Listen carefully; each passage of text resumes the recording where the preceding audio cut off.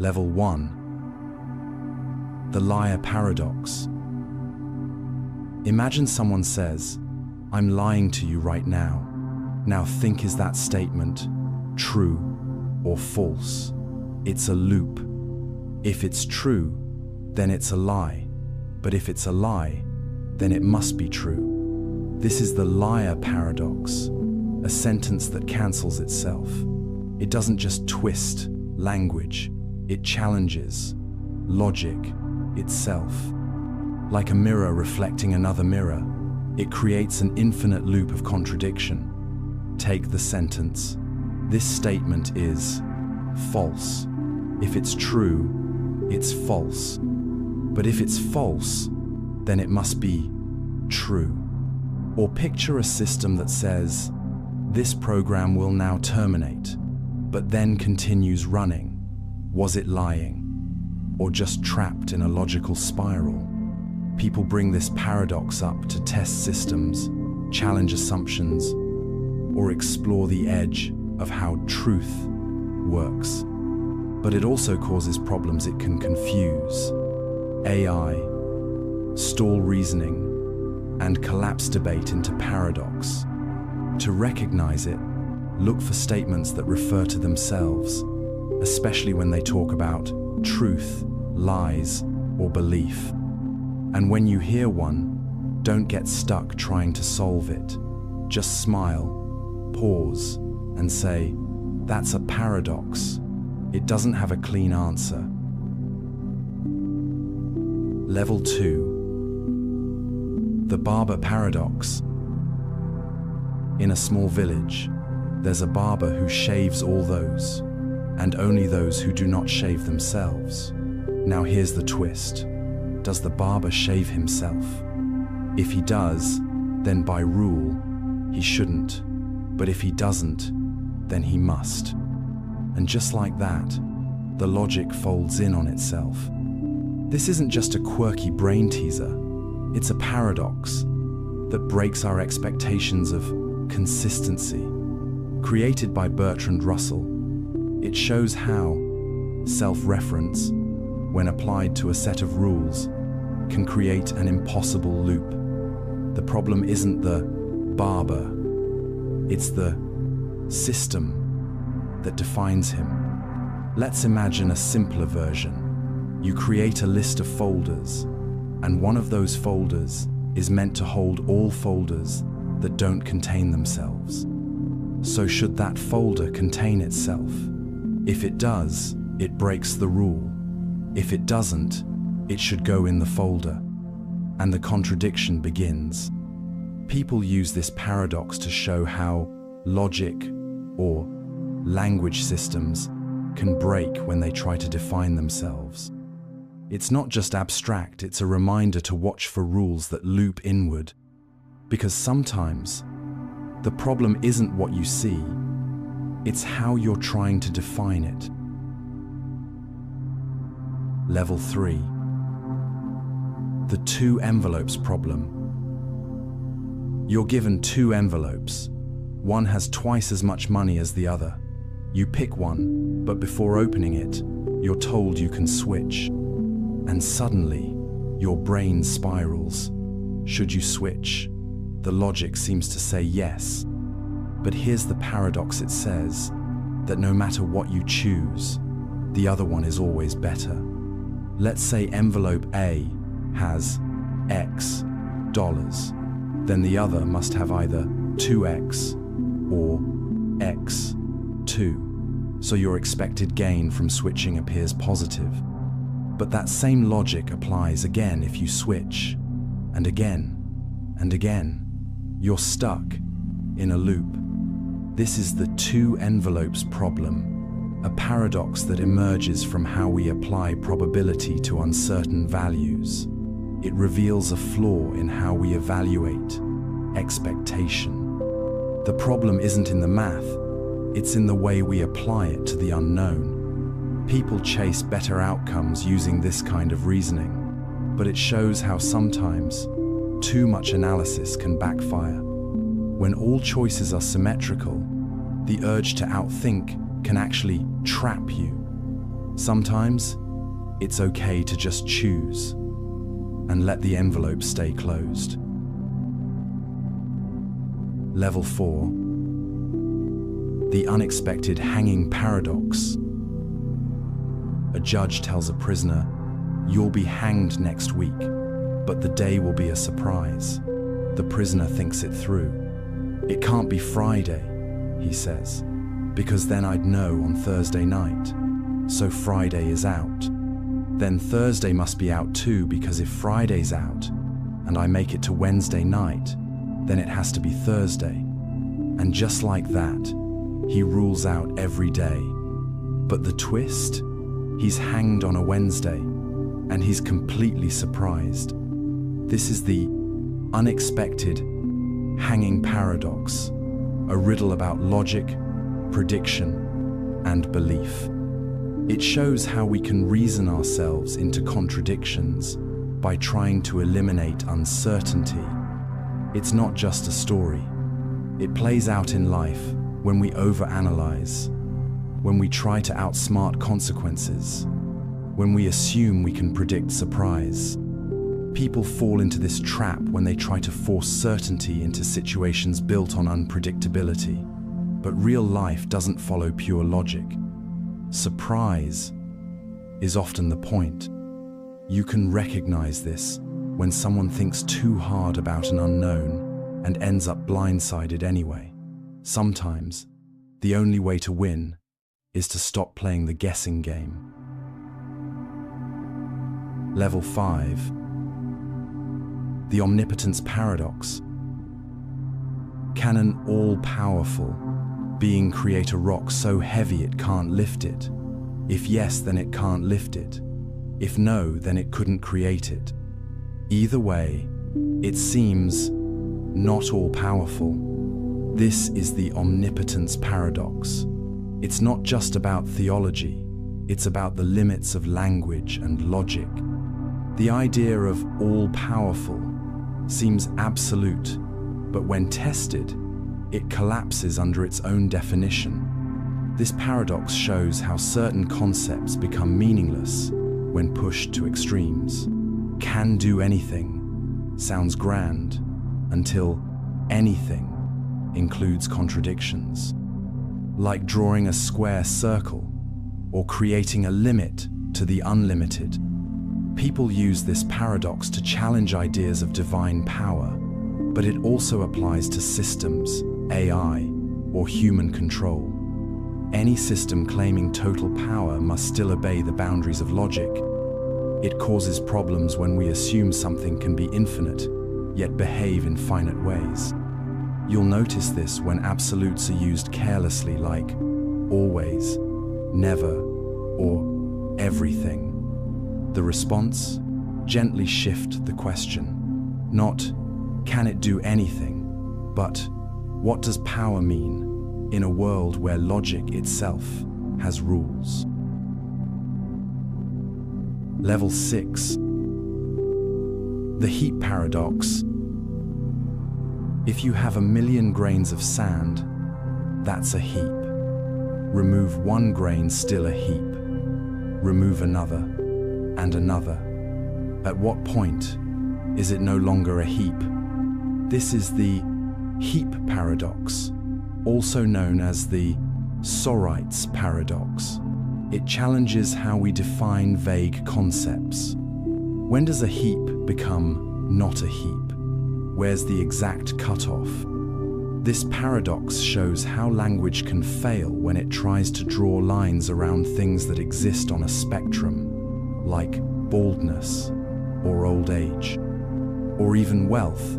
At what point does young become middle-aged, or rich become too rich? People fall into this when they demand precise answers for fuzzy boundaries, and it can lead to confusion or manipulation. Just one more becomes a slippery slope. You can recognize it when someone pushes for the one step that seems harmless without admitting the impact of the whole pattern. It's not one grain that makes the heap, it's the accumulation. Sometimes The shift isn't sudden, it's gradual, invisible, until it's already changed. Level 7. The ship of Theseus. Imagine a wooden ship. Over time, every plank is replaced slowly, one by one. Centuries pass, and now, not a single piece of the original remains. So the question is it still the same ship? This is the ship of Theseus, a classic paradox about identity and change, and it doesn't stop there. If you gathered all the original planks and rebuilt the ship, which version would be the real one? The one that aged and changed, or the one made of the parts it started with? This paradox stretches far beyond boats. Our bodies, our thoughts, even our relationships, they all change over time. Are we still the same person we were 10 years ago, or have we slowly become someone else? We feel continuous, yet everything shifts. People bring this up when thinking about self, memory, or legacy. It shows how hard it is to define something by its parts alone. You'll notice it when someone says they've changed, but can't point to the moment it happened. Sometimes, identity isn't about the pieces, it's about the story that connects them. Level 8. The paradox of the ravens. Imagine someone says, "All ravens are black." To confirm this, you observe. A black raven makes sense. But now, here's the twist. You see a green apple. Does that also confirm the statement? This is the paradox of the ravens, and it turns logic sideways. If all ravens are black is logically equivalent to all non-black things are not ravens, then every green apple you see technically confirms it.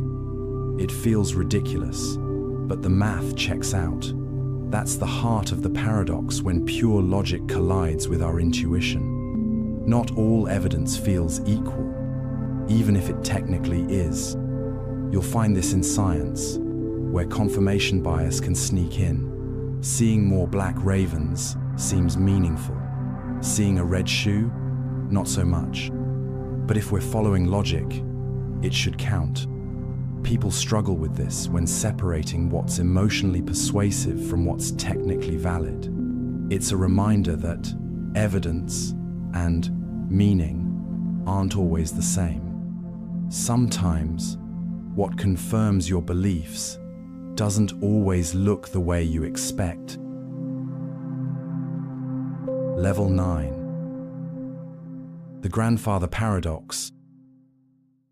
Suppose you travel back in time and stop your grandfather from meeting your grandmother. If he never has children, then you're never born. But if you're never born, who went back to stop him?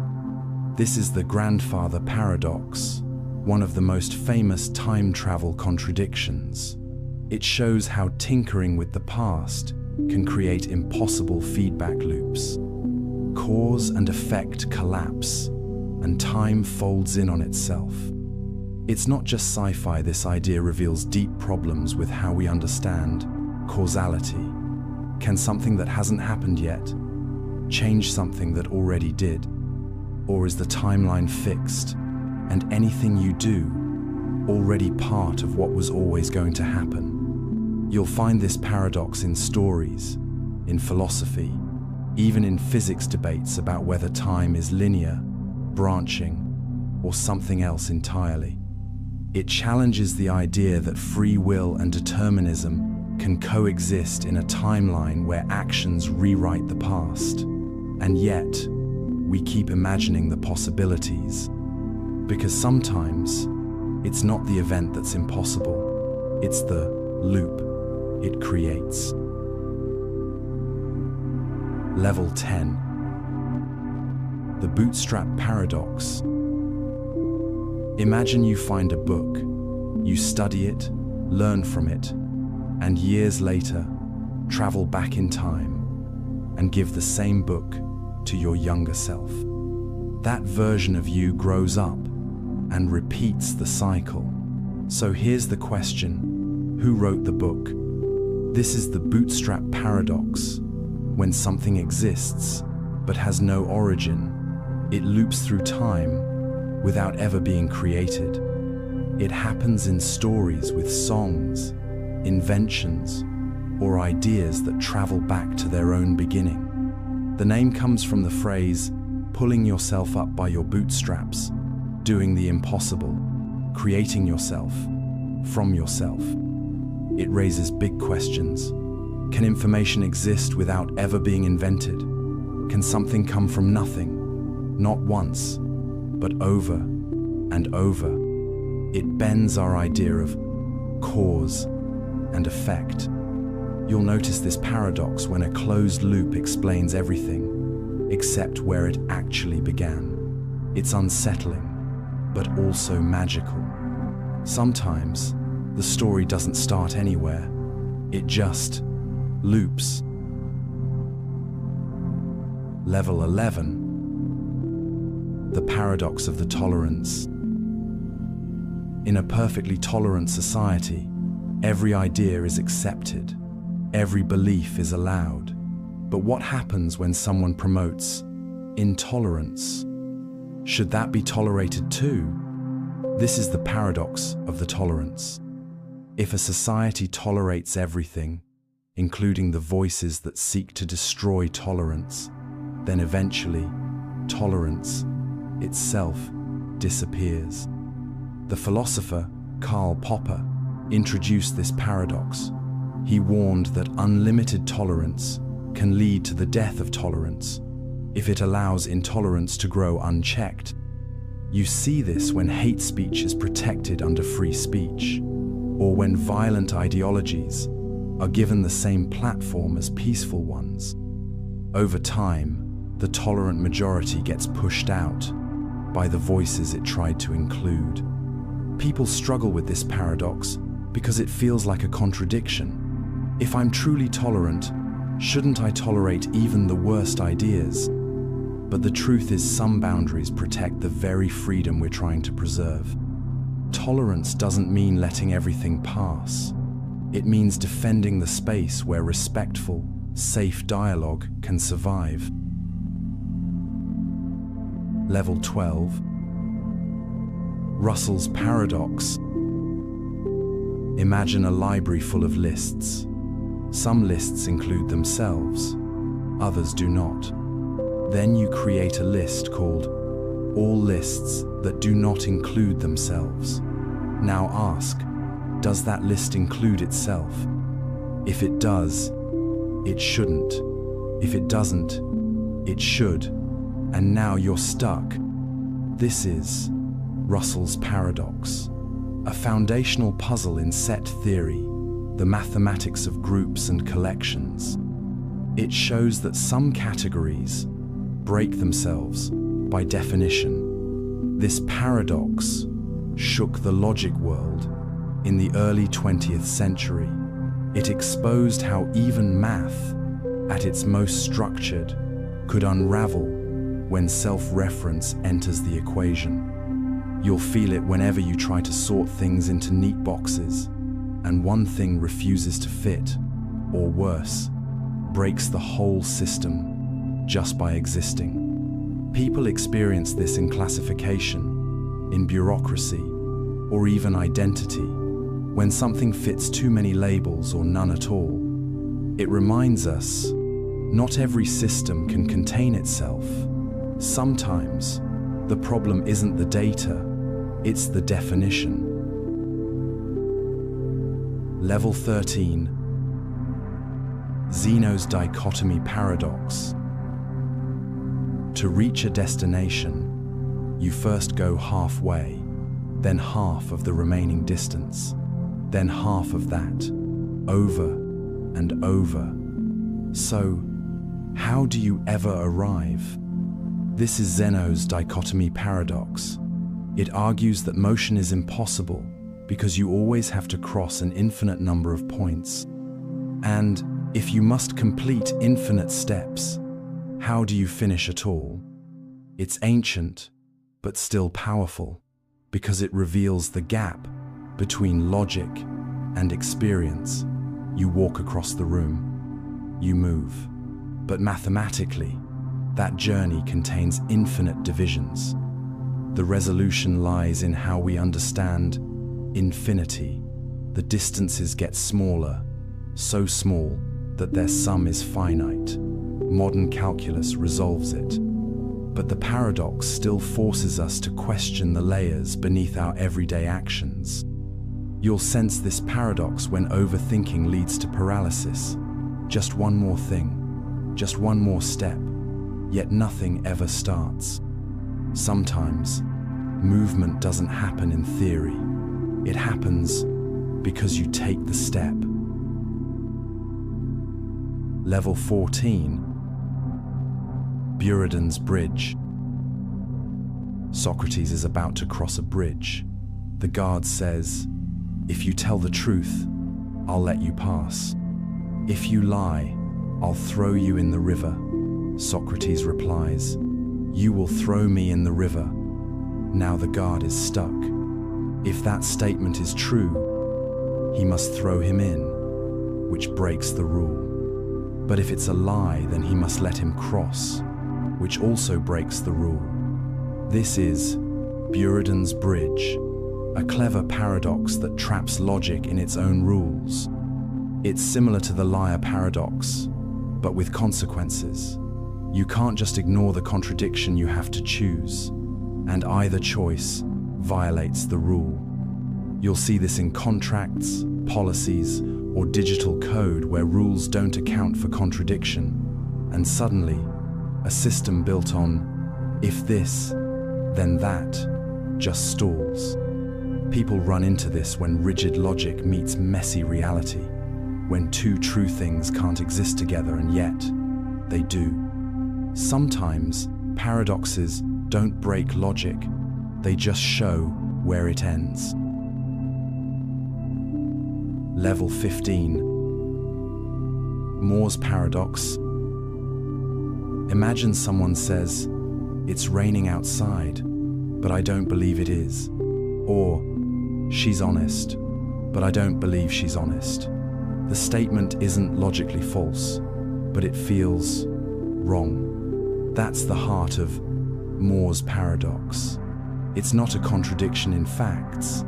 It's a contradiction between belief and speech. You're saying something is true, while also saying you don't believe it. This paradox shows how belief and assertion work differently in our minds than they do in formal logic. Language isn't just about facts. It carries expectation, trust, and coherence. We experience this when people speak from habit, not alignment. When someone says, "I know this is bad for me," and keeps doing it anyway. Or says, "I'm fine," while clearly not believing it. You'll notice it when a person's statements cancel their own mindset, not with lies, but with emotional dissonance. Sometimes, the truth we speak isn't the truth we hold, and that gap is where the paradox lives. Level 16. Epimenides' Paradox. A man from Crete once said, "All Cretans are liars," but he himself was a Cretan. So if he's telling the truth, he must be lying. And if he's lying, maybe he's telling the truth. This is Epimenides' paradox, one of the oldest recorded logical loops. It's a cousin of the liar paradox, but layered through identity. A group accusing itself creates a contradiction. You see it in everyday life. When someone says, "I never speak the truth," or "Everything I say is a lie," those sentences implode. They can't stand on their own. But this paradox also shows up in broader contexts in politics, media, or movements that discredit themselves while demanding to be believed. Don't trust anyone, especially me. Now, what do you do with that? The issue arises when people try to use absolute statements about themselves or their groups, especially when it creates a loop with no stable ground. Sometimes, the trap isn't in the lie, it's in the structure of the sentence. A house of mirrors with no exit. Level 17. The paradox of inquiry. How do you search for something when you don't know what it is? If you know what you're looking for, you don't need to search. But if you don't know, how do you even begin? This is the paradox of inquiry, also known as Meno's paradox. First asked by Plato, it questions how learning happens. If knowledge comes from discovery, how can you discover what you've never known? It's a puzzle about curiosity, learning, and recognition. When something unfamiliar appears, how do you identify it as the answer you needed? People face this paradox when chasing new ideas, trying to innovate, or asking deeper questions about life or self. The unknown can't be targeted until it shows itself. But there's beauty in that. The paradox reminds us that not all learning is direct. Sometimes we move toward understanding not by knowing, but by sensing, guessing, even stumbling. Inquiry begins with the willingness to not know, and that makes space for discovery. Level 18. The double-slit paradox. You fire particles like electrons through two tiny slits in a wall. If no one watches, they behave like waves and create an interference pattern. But when you observe them, they act like particles. No interference, just two lines. This is the double-slit paradox, one of quantum physics' most famous mysteries. The mere act of observing changes what's real. It's not just a trick of measurement. It implies that consciousness or observation affects physical reality. When we don't look, particles explore every path. When we do, they commit to one. This paradox challenges the idea of objectivity. Are things always there, waiting to be found? Or do they only take form when we look? You'll feel it in life too when people change behavior under a spotlight, when awareness alters outcome. Sometimes, reality waits for you to look, and once you do, it decides what to become. Level 19. The paradox of the arrow. An arrow is flying through the air, but in every single instant, it's frozen in place. At each slice of time, it occupies one spot, motionless. So if it's still at every point, how is it moving at all? This is the paradox of the arrow, one of Zeno's ancient puzzles. It claims that motion is an illusion because at no single moment does the arrow actually move. And yet, we see it soar. The paradox highlights a disconnect between how we understand time and how we perceive motion. It slices time into infinite still frames, but somehow, the sum of those frames adds up to motion. You'll feel this in photography or film. A movie is just still images, played fast enough to feel alive. Does the arrow ever move? Or is motion something we invent between moments? People confront this paradox when questioning the nature of change. If every moment is frozen, what connects them? Sometimes, life isn't just what happens in each frame. It's the flow between them that makes everything real. Level 20. The observer effect.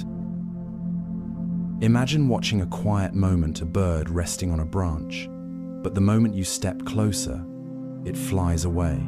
Did you observe it or change it? This is the observer effect, the idea that the act of observation alters the thing being observed. In quantum physics, measuring a particle can collapse its wave function. In life, paying attention can shift behavior. It's not just about science. It happens in conversations, in relationships, in self-awareness. Sometimes, watching something makes it act differently.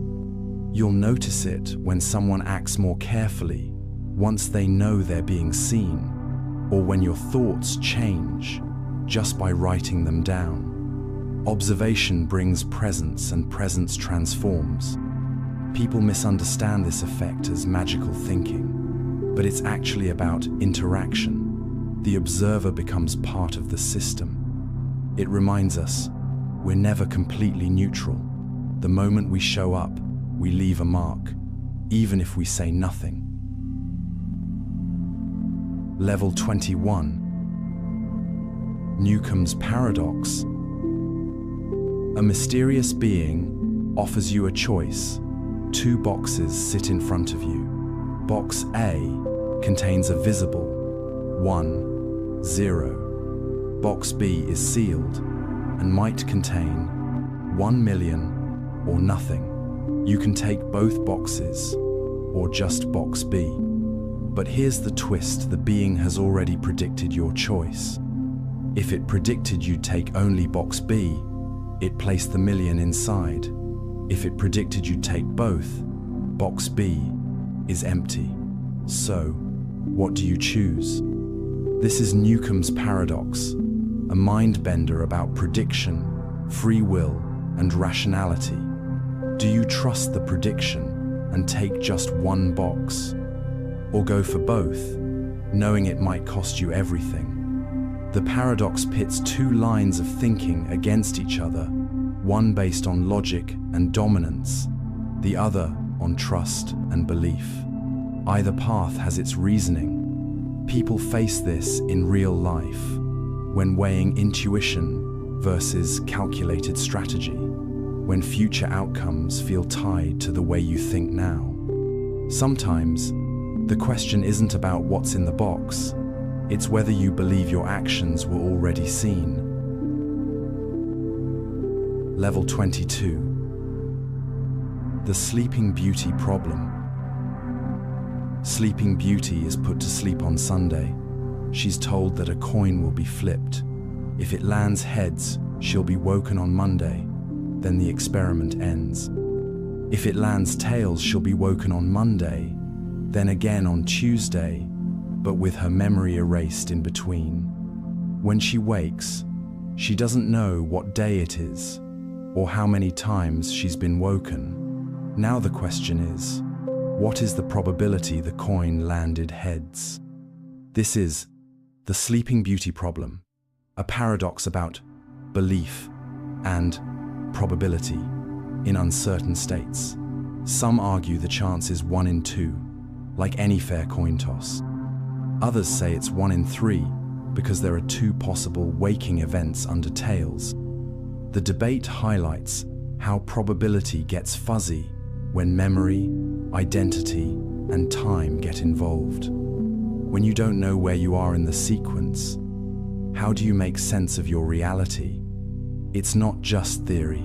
People face this when making decisions with limited awareness or repeated chances that feel like new moments.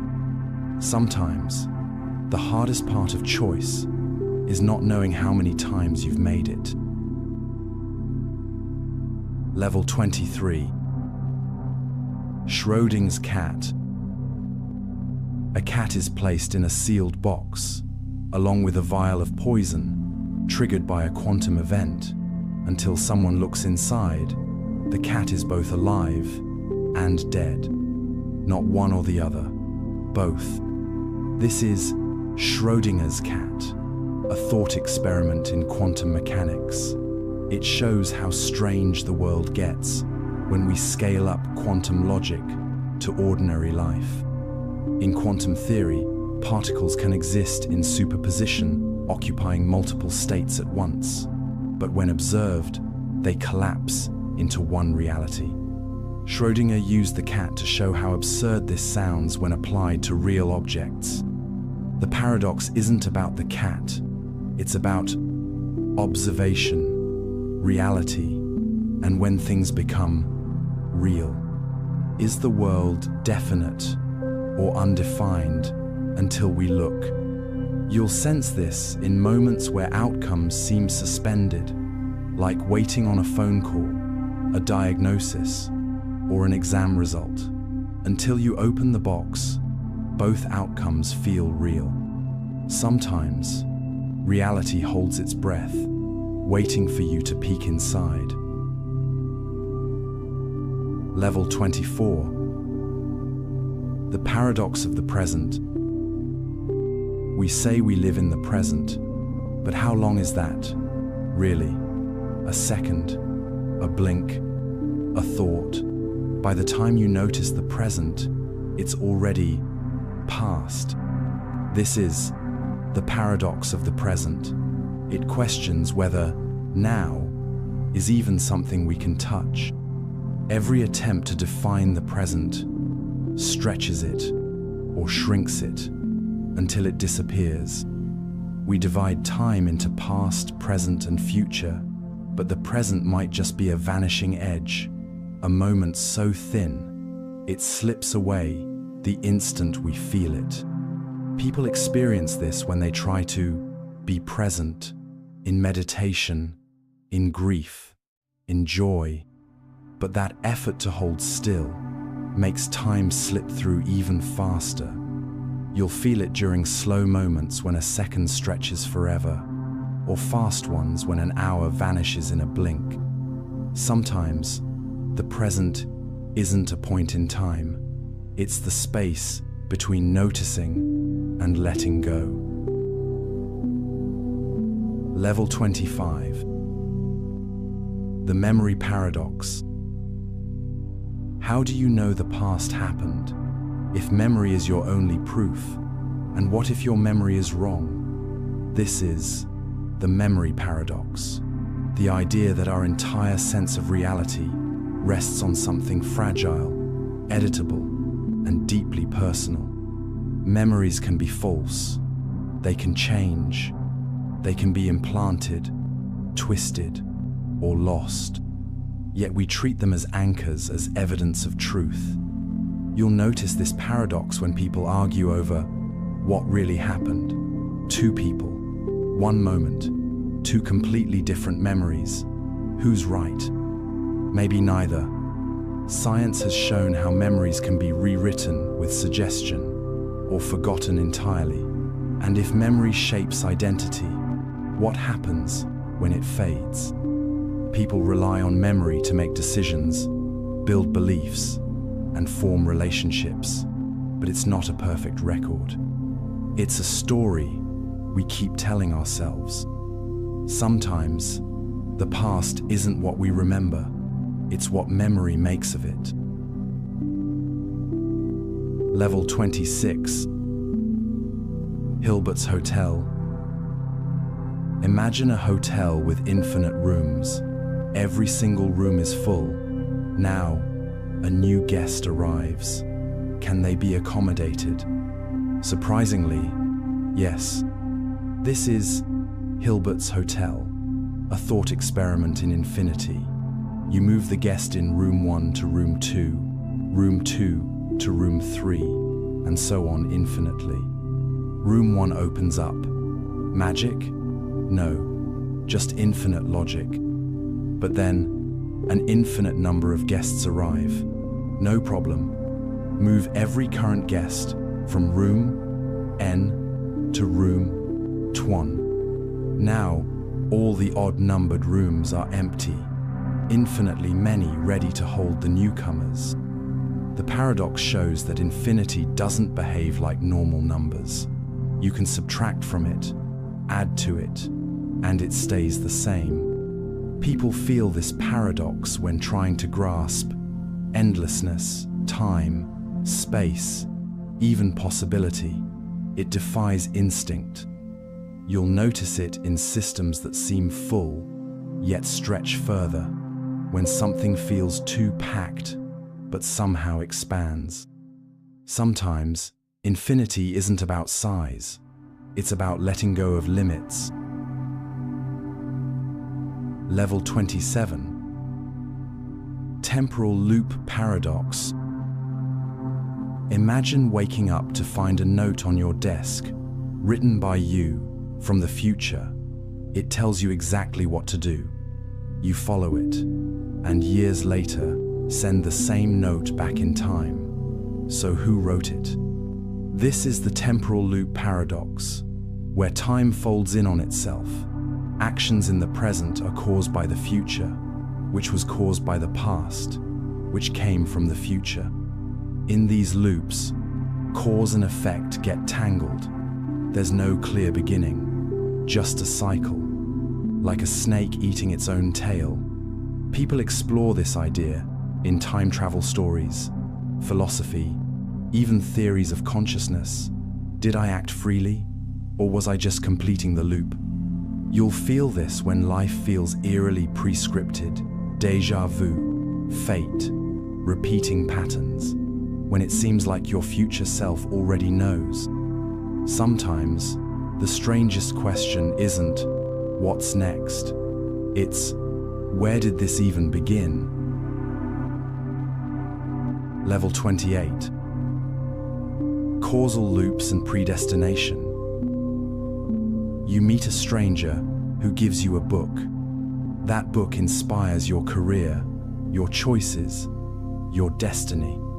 Decades later, you meet someone and hand them the same book. You realize they were you. This is the heart of a causal loop, where an effect becomes its own cause. The loop closes, and time folds inward. In a predestined universe, the future isn't just known, it's already happened. Every step you take might just be following a path you already walked. You're the cause and the effect. People feel this paradox when events seem to align too perfectly, when choices feel chosen for you, or when outcomes feel inevitable, like they were always meant to be. The tension here is between free will and determinism. If the loop is closed, can you break out? Or is your rebellion part of the loop too? Sometimes the hardest part isn't escaping the loop, it's realizing you wrote it. Level 29. The paradox of now. You're always in the present moment, but by the time you notice now, it's already gone. What you call now is just the shadow of a thought. This is the paradox of now, the realization that now is never still. It moves, it slips, it disappears as you try to name it. Unlike the past or future, the present doesn't leave a trace. It has no duration, just a vanishing edge between two worlds. You feel this paradox in meditation, in silence, in moments of awe. You try to hold on, but now can't be held. People experience this when searching for presence, stillness, or meaning, but language fails. Because the moment you describe the moment, you're already too late. Sometimes, the only way to feel now is to stop chasing it. Level 30. The paradox of choice. You walk into a store with 50 kinds of cereal. You stare, freeze, feel overwhelmed, then you leave buying nothing.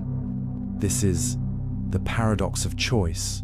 The more options we have, the harder it becomes to choose. More freedom, less happiness. When faced with endless possibilities, our minds spin. What if I choose wrong? What if I miss something better? Regret creeps in before we even decide. People assume that freedom comes from options, but true freedom may come from clarity, from knowing what you want, not needing to compare everything. You'll feel this when shopping, dating, scrolling, planning, when the menu is too long and nothing sounds good. Sometimes, having it all makes you feel like you have nothing, and choosing just one thing is how peace begins. Level 31. The simulation hypothesis. What if everything around you, this world, your memories, your choices, is running inside a computer, not a metaphor, a literal simulation?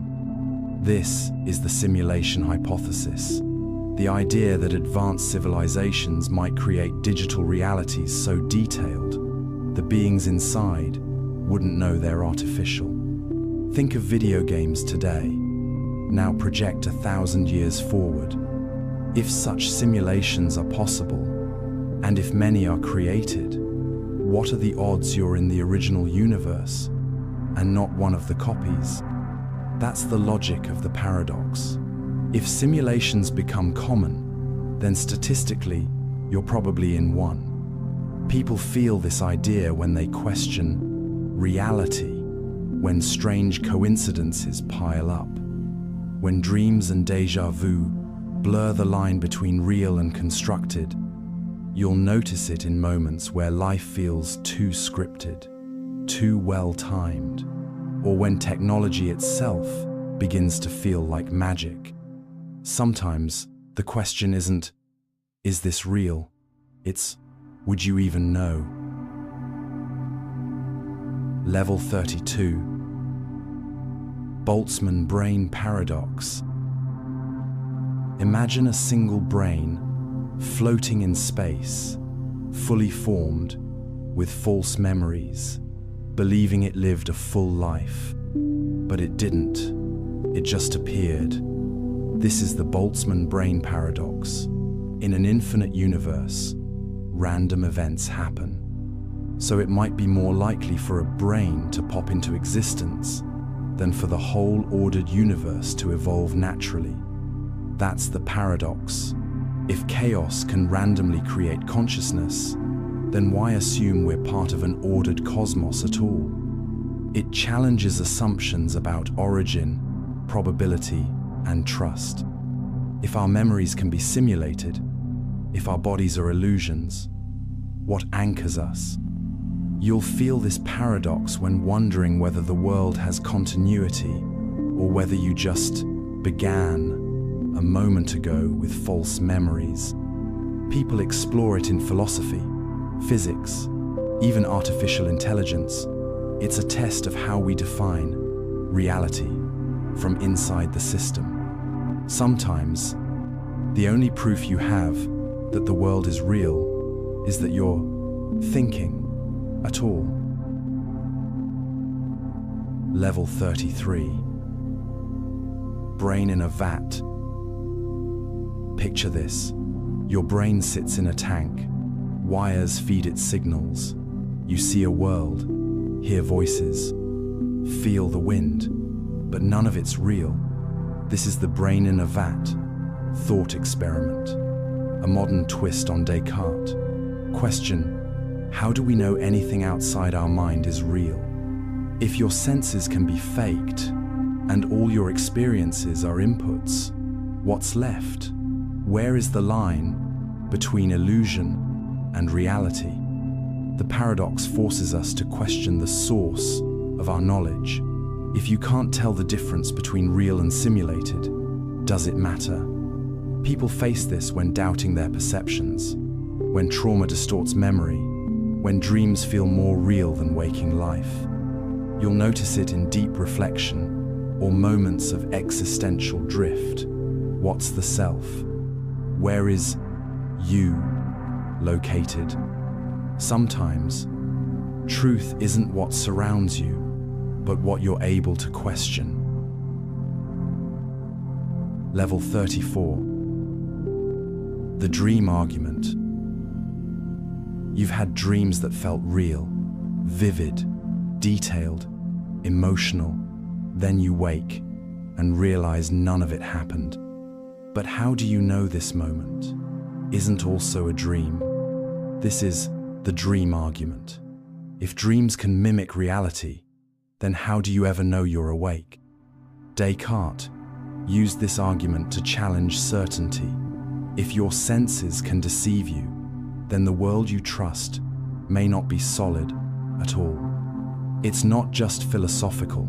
Lucid dreamers, hallucinations, even simulations show how perception can be tricked. So, what anchors you? What proves that this isn't the dream? You'll feel this paradox in surreal moments: time distortion, sensory glitches, repeating patterns. When you ask, "Is this real?" and no answer feels solid.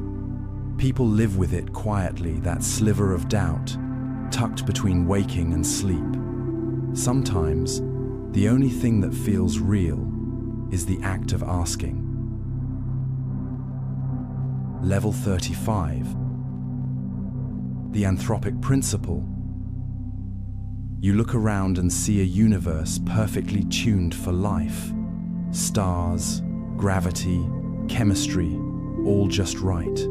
But here's the question: is it special? Or are you only able to ask because you're here? This is the anthropic principle.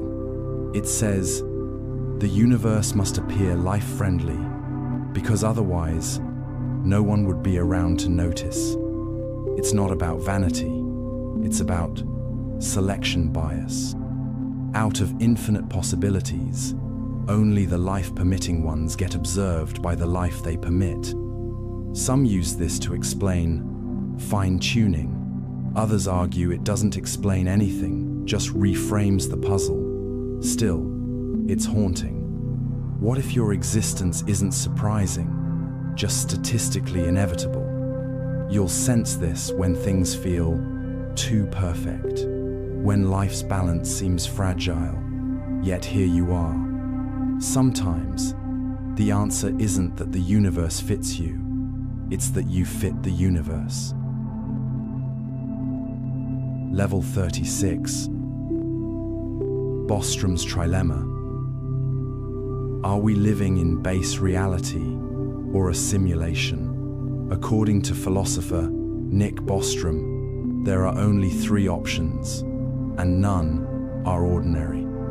This is Bostrom's trilemma. It suggests that at least one of the following must be true. 1. Almost no civilizations reach technological maturity. 2. Advanced civilizations lose interest in running ancestor simulations. 3. You are almost certainly living in a simulation. If future beings don't create countless simulated minds, then maybe we're real. But if they do, and simulations outnumber biological lives, odds are you're simulated. It's a logic trap built from statistics, not science fiction, and it's disturbing. Not because it proves anything, but because it narrows the possible truths. People feel this when questioning meaning, origin, or purpose, when they wonder whether their experiences are authentic or coded. Sometimes, reality isn't the question. It's how many layers it might be hiding. Level 37. The problem of other minds. You know you're conscious. You think, you feel, but how do you know anyone else does? This is the problem of other minds. You can observe people's behavior, hear their words, see their emotions, but you'll never experience their thoughts. Their inner world is sealed. Are they sentient like you, or just acting like it? Could someone walk, speak, even cry, and still be hollow inside? The paradox haunts conversations about empathy, AI, even ethics. If you can't confirm another's mind, how do you treat them with full dignity? You'll feel this when someone says, "I'm fine," and you don't believe them. When you sense a deeper truth you can't prove. People wrestle with this every day in relationships, in silence, in misunderstanding.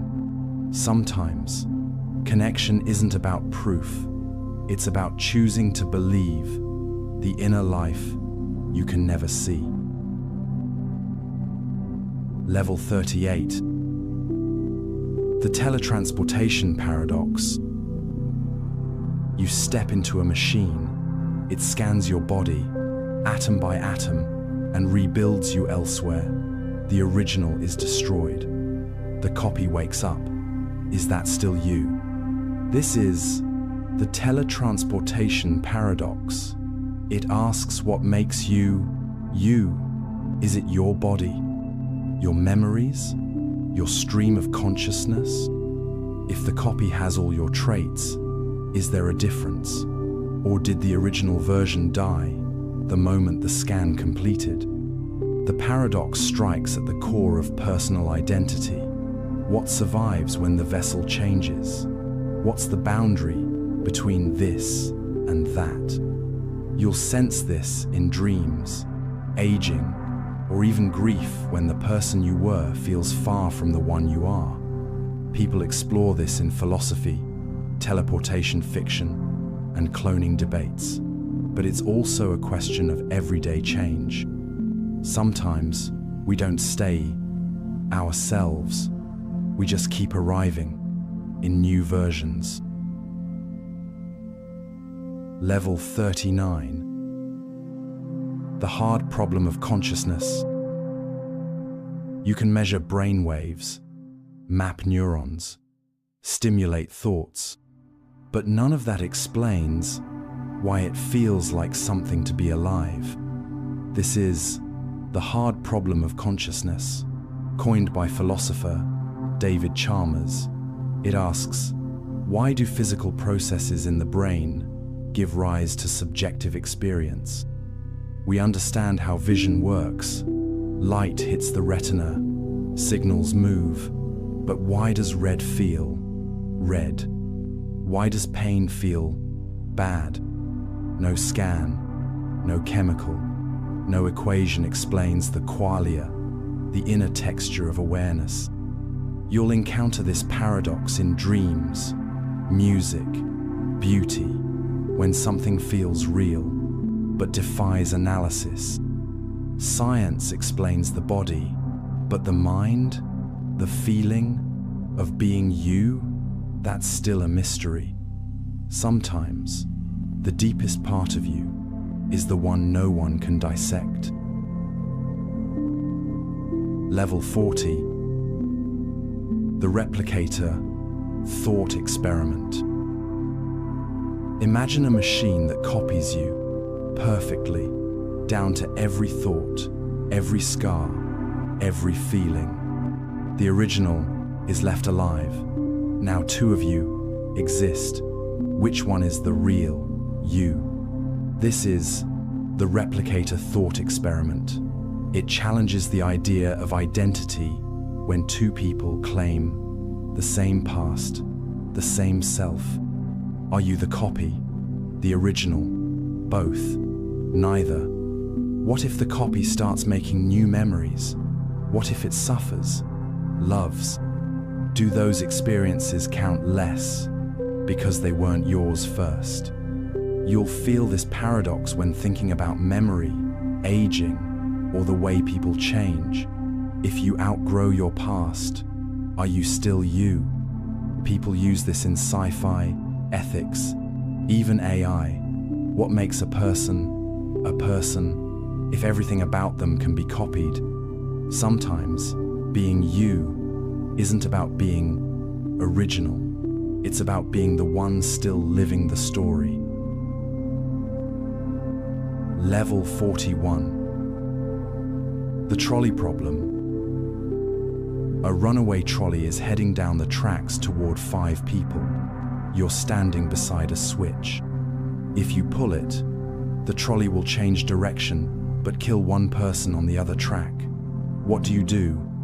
This is the trolley problem, a classic ethical dilemma.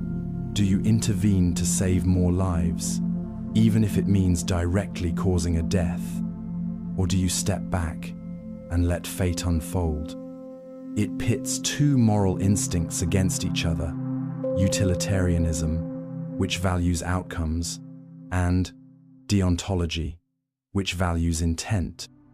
You'll feel this paradox when faced with hard trade-offs, situations where any action or inaction leads to loss. People debate it in medicine, war, policy, even technology, especially as machines start making moral choices, like self-driving cars. The problem isn't just about numbers, it's about responsibility, who decides who lives and who doesn't. Sometimes, the hardest choices have no right answer. Level 42. The Fat Man Variation. A trolley is headed toward 5 people. This time, you're on a bridge above the tracks, beside a large man. If you push him off, his body will stop the trolley, saving the 5 below, but he dies. Do you push? This is the Fat Man Variation of the trolley problem, and it changes everything. You're not flipping a switch, you're physically intervening, making it personal. Most people hesitate here, even though the logic is the same: 1 life to save 5, but something feels different. And laugh. This variation reveals how proximity, touch, and intent affect our moral instincts. We react differently when our hands are directly involved. You'll feel this in real life when emotional closeness changes your ethical lines, when what's logical becomes unthinkable once it's personal. People use this thought experiment to challenge utilitarian logic, because morality isn't just math, it's feeling too. Sometimes what you can do isn't what you can live with. Level 43. The Experience Machine. You're offered a choice. Plug into a machine that will simulate a perfect life. Joy, love, fulfillment. You won't know it's fake. It will feel real. Do you plug in? This is The Experience Machine, created by philosopher Robert Nozick. It asks whether we value truth or just the feeling of happiness. If what matters most is pleasure, then the machine is ideal. But if we want our experiences to be real, even if they're painful, then maybe the machine is a lie. The paradox challenges hedonism, the idea that pleasure is the highest good, because many people hesitate. They want life to be lived, not simulated. You'll feel this tension when choosing between comfort and authenticity, between what feels good and what's real. People face this in digital life, social media, even relationships, when the illusion feels safer than truth. Sometimes, it's not about feeling better, it's about being awake. Level 44. The Prisoner's Dilemma. 2 suspects are arrested. Each is offered a deal: betray the other and go free.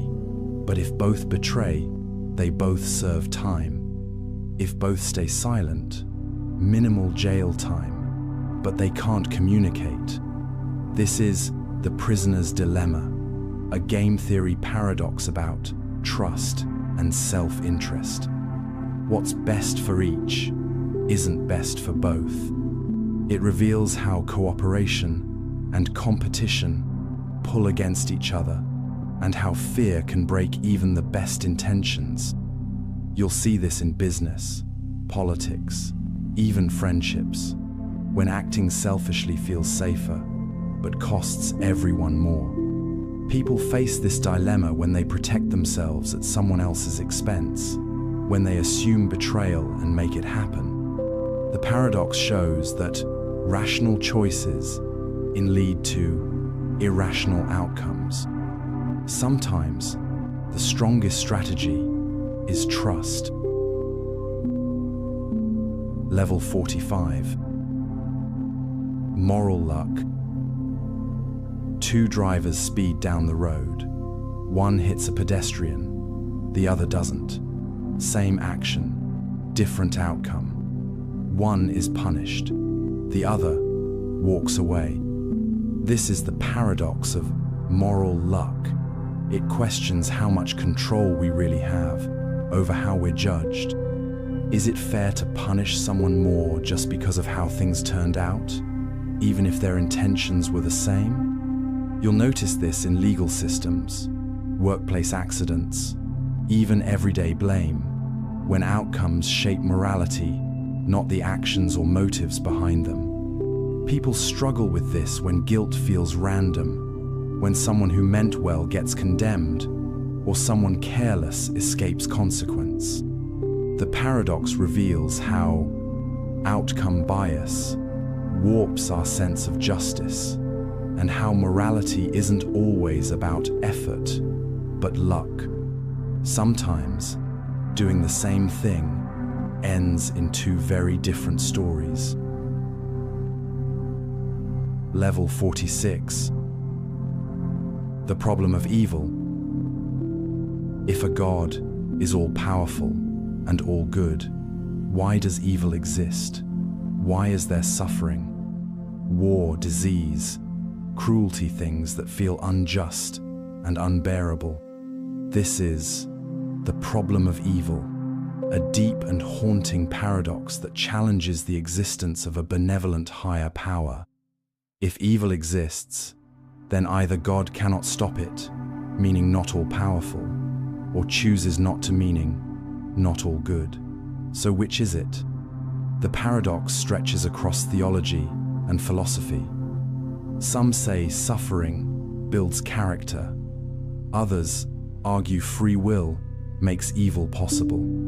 But for many, the answers feel incomplete. You'll feel this paradox in moments of loss, injustice, or silent prayer. When asking, why, echoes without a reply. People wrestle with this when trying to make sense of tragedy while holding on to hope. Sometimes, the deepest faith is the one that still questions. Level 47. The Euthyphro dilemma. Is something good because God commands it, or does God command it because it's good? Two answers, both complicated.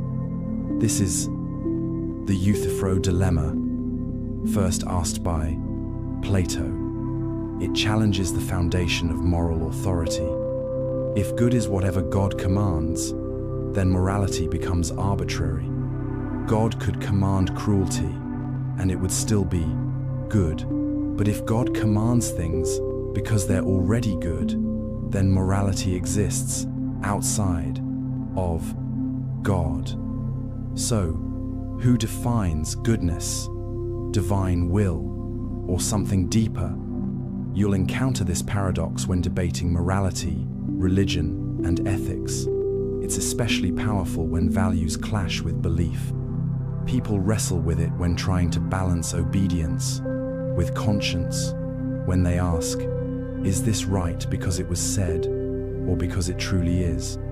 Sometimes, the bigger question isn't what is good, it's where does goodness come from? Level 48. Pascal's wager. A philosopher says, it's safer to believe in God. If you're right, you gain everything. If you're wrong, you lose nothing. But if you don't believe, and you're wrong, you risk eternal loss. This is Pascal's wager, a practical argument for belief, not based on truth, but on odds. It treats belief like a bet. With limited information, it says, the safest move is faith. But critics ask, which God are you betting on? What if belief alone isn't enough? Can faith be authentic if it's strategic, PC? You'll hear echoes of this in risk-taking, religion, and decision theory, when people weigh outcomes instead of evidence. People use this wager when uncertain, not to find truth, but to feel safe. Sometimes, belief isn't a conclusion, it's a choice made in the silence of doubt. Level 49. The paradox of hedonism.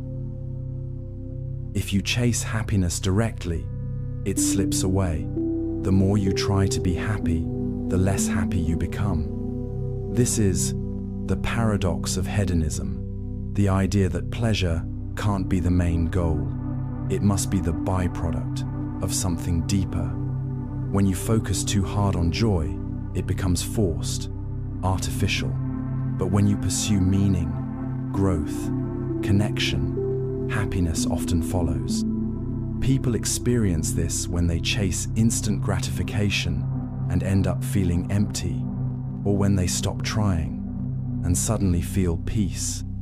You'll feel this paradox during holidays, celebrations, or vacations that feel hollow, when the should be happy doesn't match the actually feel.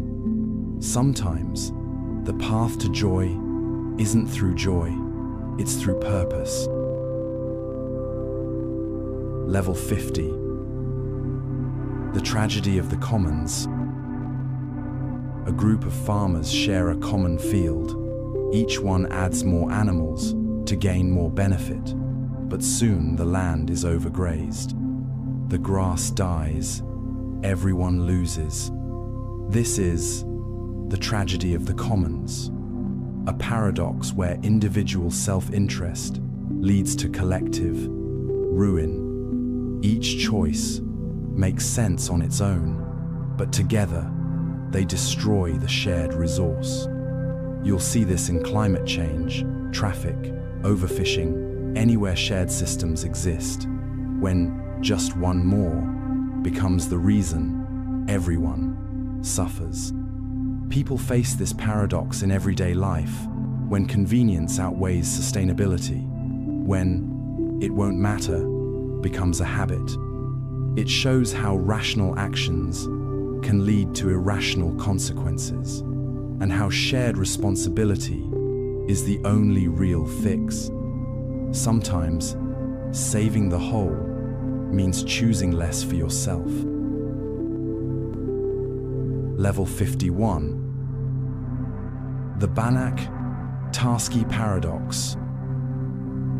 Imagine taking a solid ball, cutting it into 5 pieces, and reassembling those pieces into 2 balls identical in size to the first. No stretching, no extra material, just duplication.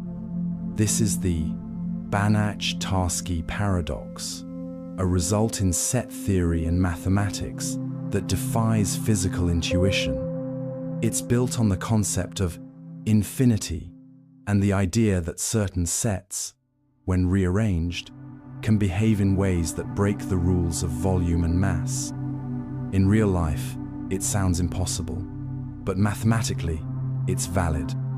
Because in the abstract world of infinite points, logic doesn't always feel logical. People encounter this when math no longer lines up with experience, when theory outpaces reality. You'll feel this paradox in higher dimensions, quantum theory, or abstract geometry, where the pieces make sense separately, but not as a whole. Sometimes, what's possible on paper can't exist in your hands. Level 52. Curry's paradox. If this sentence is true, then unicorns exist. Sounds harmless, but if the sentence is true, then the condition applies. Unicorns must exist. Just like that, logic breaks. This is Curry's paradox, a self-referential trap that uses basic rules of logic to create an absurd conclusion. It's not about unicorns. It's about how conditional statements can be twisted into loopholes. Unlike the liar paradox, which creates contradiction, Curry's leads to explosion. Anything can be proven if the structure is abused. You'll notice this when language is used to manipulate, when rules sound valid but lead to nonsense. People encounter this in logic, programming, and even contracts where vague if-then structures can justify anything. Sometimes, the danger isn't what's said, it's the shape of the sentence itself. Level 53. Gabriel's horn. Imagine a trumpet that stretches infinitely. It gets narrower as it goes, so narrow that it holds finite volume. You could fill it with paint. But here's the twist, its surface area is infinite, so you could never paint it. This is Gabriel's horn, a paradox in calculus that breaks your sense of space. How can something be infinitely long, but still hold a limited amount of material? And how can it be unpaintable, yet fillable? The answer lies in how we understand infinity. Sometimes, when one part grows while another shrinks, the total effect isn't intuitive. You'll feel this paradox when reality behaves in extremes, when your effort seems endless, but the result is small, or when something feels infinite, but measurable. It teaches us that shapes and logic aren't always aligned. Sometimes, what holds a thing can't be touched. Level 54. Infinite monkey theorem. Give a monkey a typewriter, let it type at random for an infinite amount of time. Eventually, it will produce the complete works of Shakespeare. This is the infinite monkey theorem, a probability paradox that shows how chaos, given enough time, can produce order. The idea sounds absurd, but mathematically, it holds. With infinite chances, even the most unlikely sequences become inevitable. It's a reminder of how randomness behaves over vast scales, and how probability doesn't care about logic, only time. You'll feel this paradox in creativity, randomness, or luck when something brilliant emerges from accident. People reference it when talking about trial and error, or the beauty of unexpected success. Sometimes, what looks like nonsense just hasn't had enough time to make sense. Level 55. The diagonal paradox.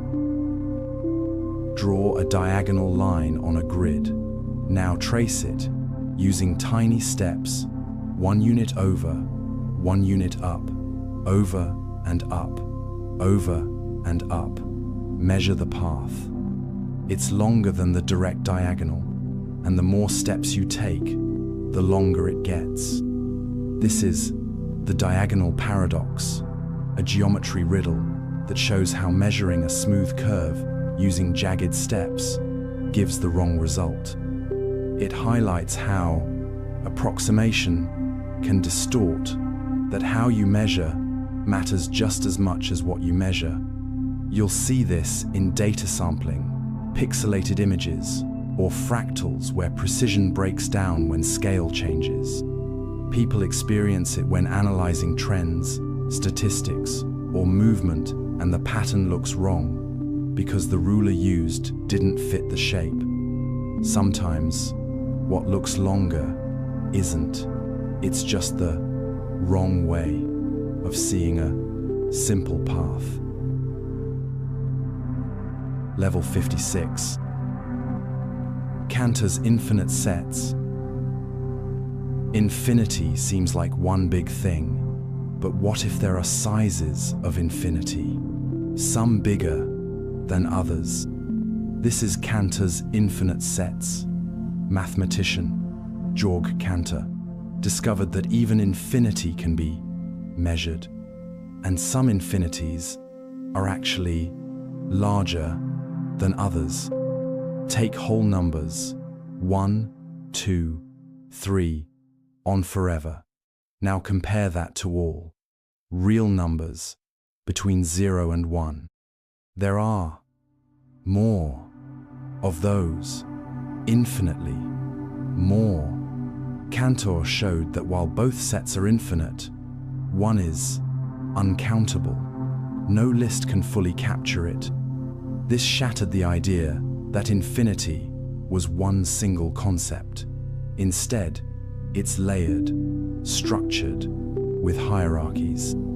People encounter this paradox when dealing with big data, higher mathematics, or the vastness of the universe, when infinity feels even bigger than expected.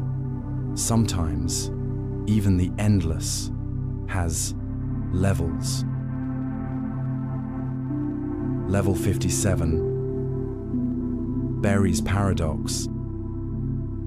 Consider this phrase, the smallest number, not nameable in under 13 words.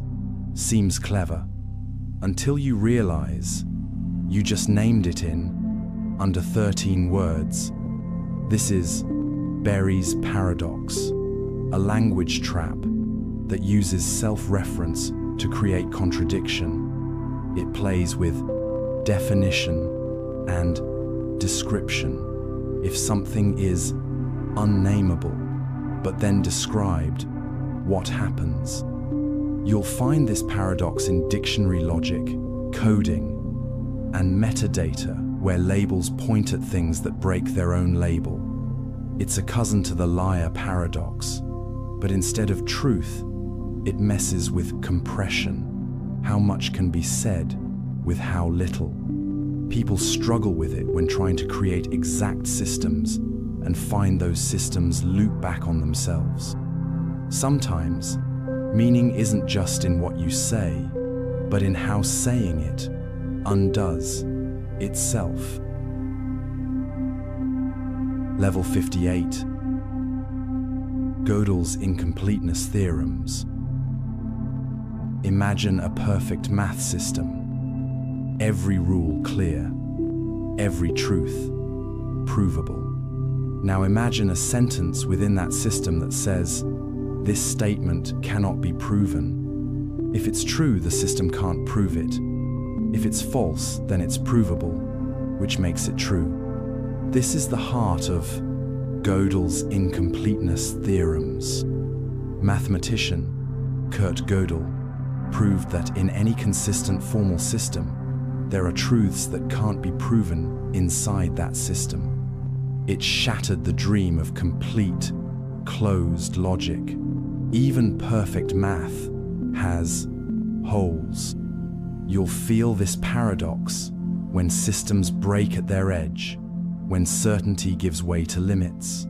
It's the boundary between what's true and what's provable. People encounter it in AI, programming, philosophy, wherever rigid structures meet human curiosity.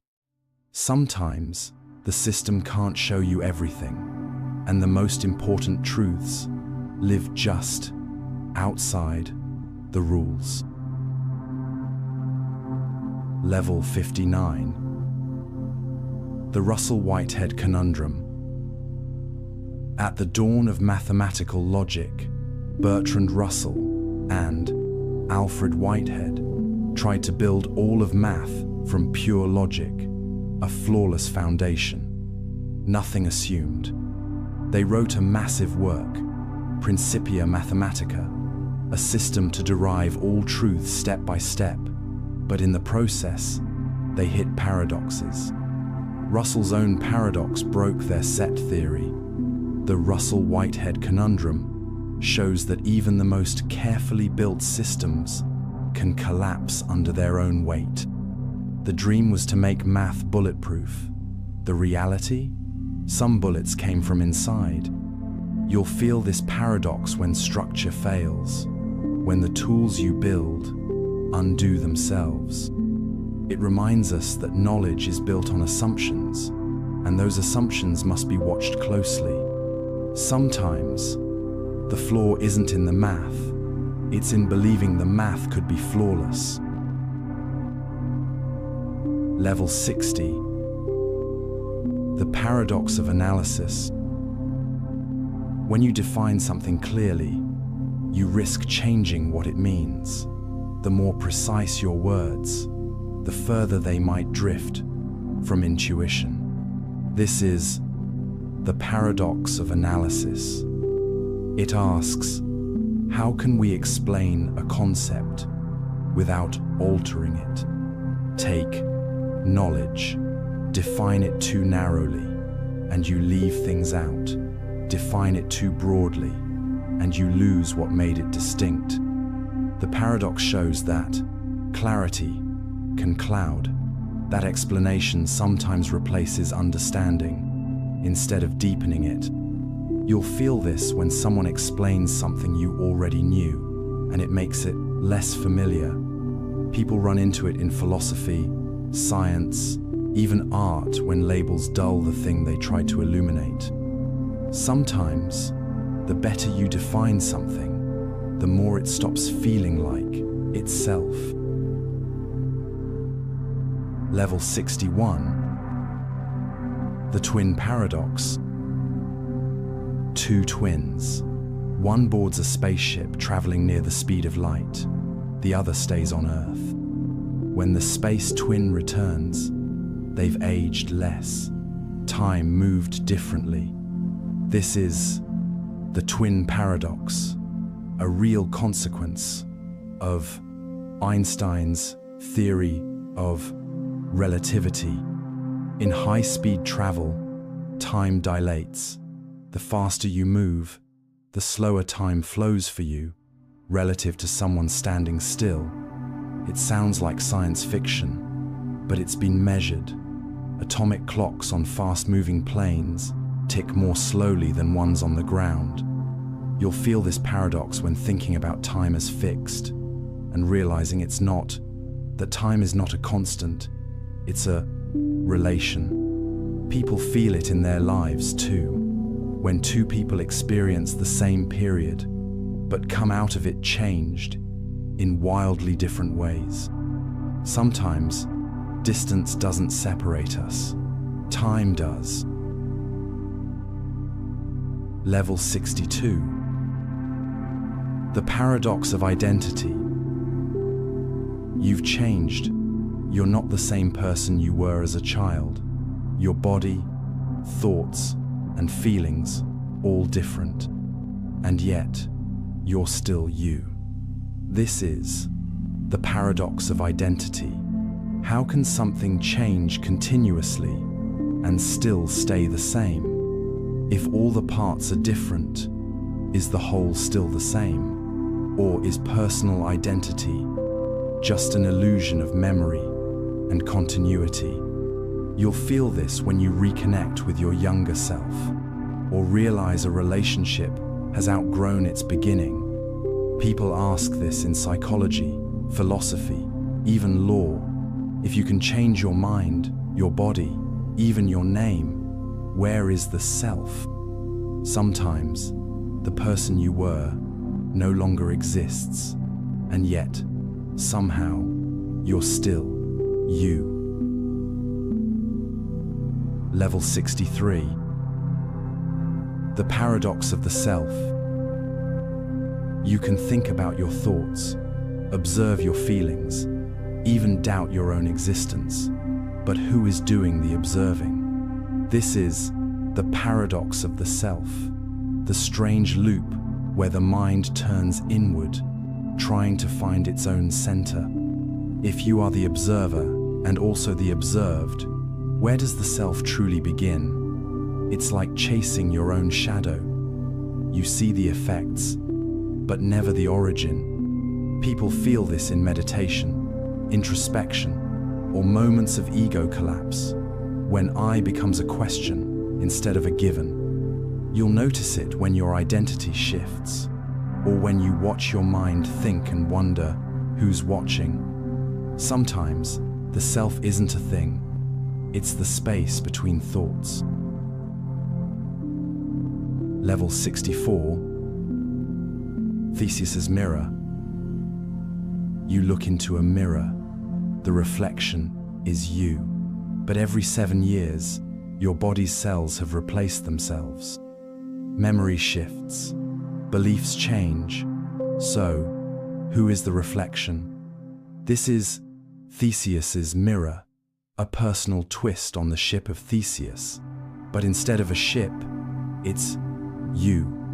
You're not made of the same materials, not holding the same ideas, yet you say, "This is me," end quote, end quote. Lock free. It raises the question, is identity about parts or about persistence? And what happens when the story changes too? You'll feel this when reconnecting with an old photo or meeting someone who knew you before, when the person they see doesn't match who you feel you are now. People encounter this in growth, loss, reinvention, when the mirror reflects someone you don't fully recognize. Sometimes, identity isn't in the mirror, it's in the act of looking. Level 65. The memory swap problem. Imagine waking up with someone else's memories, their childhood, their dreams, their fears. But in your body, would you still be you? This is the memory swap problem, a thought experiment about whether identity comes from the mind or the matter. If you have every memory of another person, would you feel like them, act like them, believe you are them? Or is there something deeper beyond memory that holds the true self? You'll feel this paradox in stories of amnesia, deep hypnosis, or traumatic change. When memory fades, identity flickers. People face it when their past no longer defines them, or when memory and self feel strangely separate. Sometimes, you isn't who you remember, it's who you are when memory is gone. Level 66. The inverted spectrum. What if the color you see as red, I see as blue, but we both call it red and act as if we agree? How would we ever know? This is the inverted spectrum, a paradox that questions how we compare subjective experience. Even if we use the same words, our internal sensations or qualia might be completely different. It's not about color, it's about perception. If your sweet tastes like my salty, but we both smile, how would we find the difference? You'll feel this paradox when someone says, "You don't understand how I feel," and maybe they're right. People struggle with this in psychology, empathy, even AI when machines or humans mimic responses, but the inner world remains unknowable. Sometimes, understanding isn't knowing what someone sees, it's remembering you never fully will. Level 67. Qualia and the zombie argument. Imagine a person who looks just like you, talks like you, makes decisions like you, but inside, nothing. No inner experience. This is the philosophical zombie, a being with no consciousness, yet identical in behavior. It's used to challenge the idea that physical processes alone explain the mind. The key question is if a perfect replica of your brain can exist without experience, then maybe experience is something extra. This ties to qualia, the texture of consciousness, not what things are, but what it's like to feel them. You'll encounter this paradox in debates about AI, consciousness, and the soul. Can something act like a person without being one? People explore this when machines say, "I understand," but don't really mean it.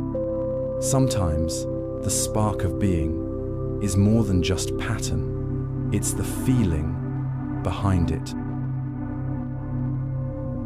Level 68. The paradox of introspection.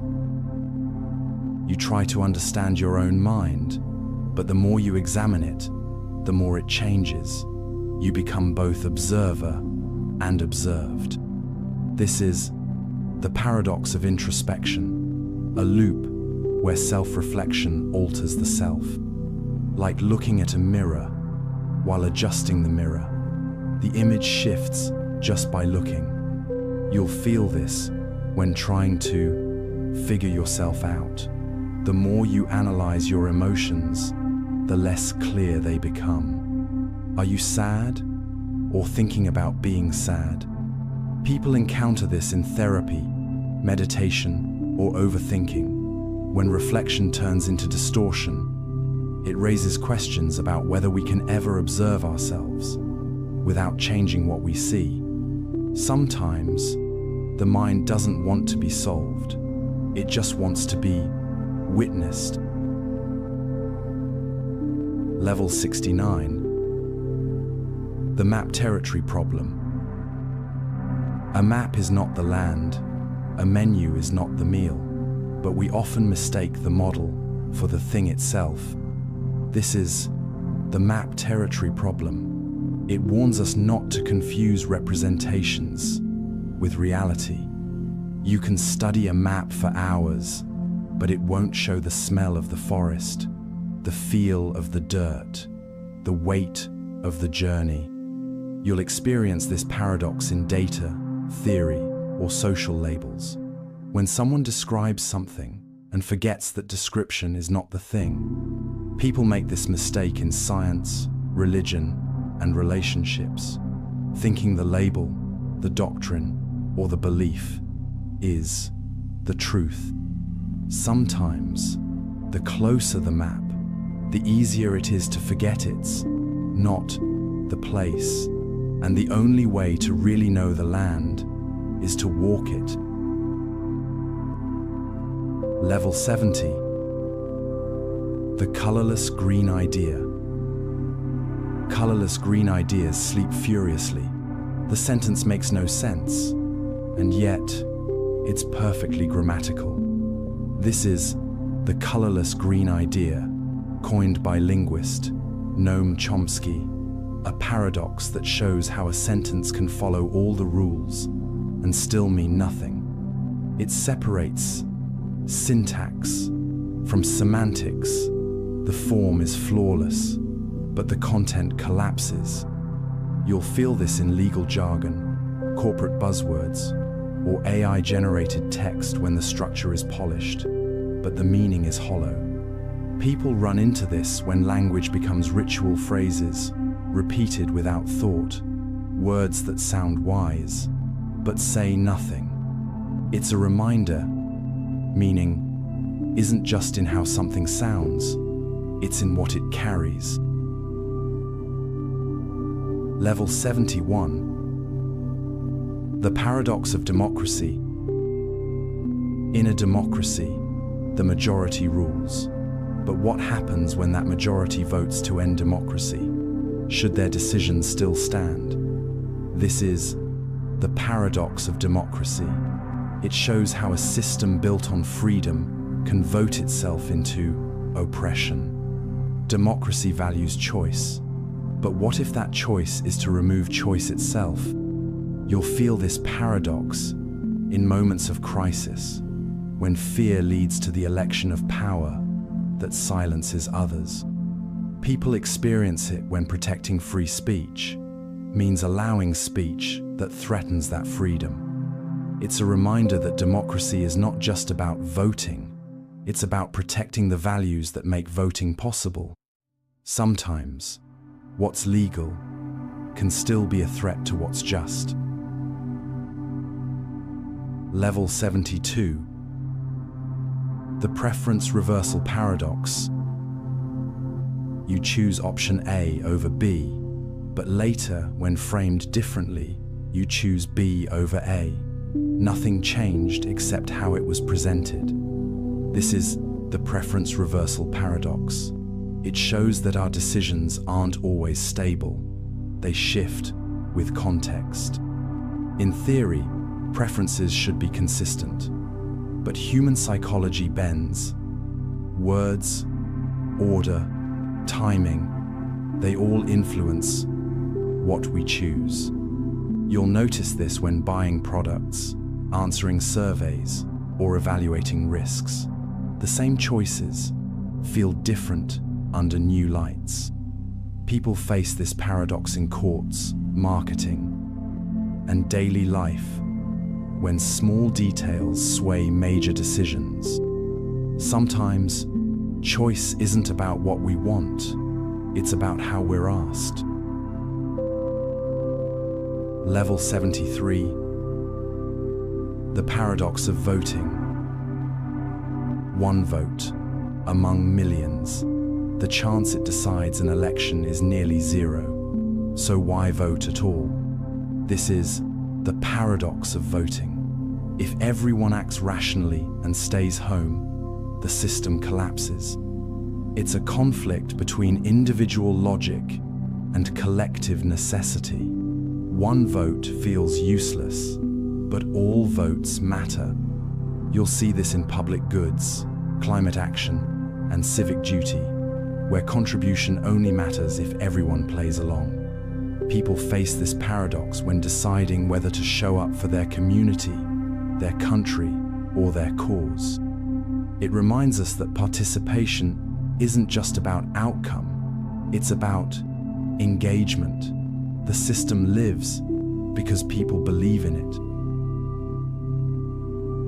Level 74. The paradox of tolerance.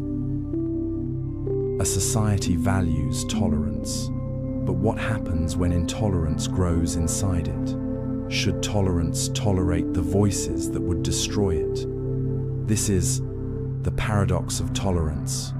Philosopher Karl Popper warned that unlimited tolerance can lead to the end of tolerance itself. If hate is given equal space, it grows, and over time, silences the voices that made that space possible.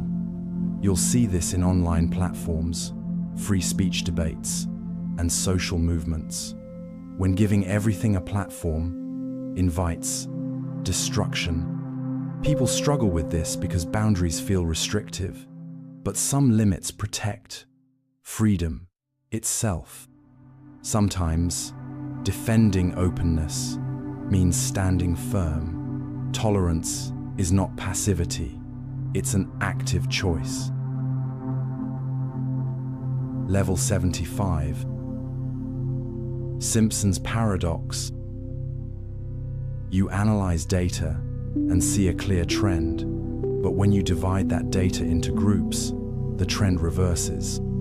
This is Simpson's paradox, a statistical illusion where combined data misleads and hidden variables flip the story. Imagine one drug seems better overall, but broken down by gender, it's worse for both men and women. It's not an error, it's the power of aggregation. When context is removed, truth disappears. You'll see this in politics, medicine, business anywhere. Numbers try to tell a story. People face this paradox when trusting summaries. without questioning what's behind them. Sometimes, the truth isn't in the total, it's in the details you forgot to look for.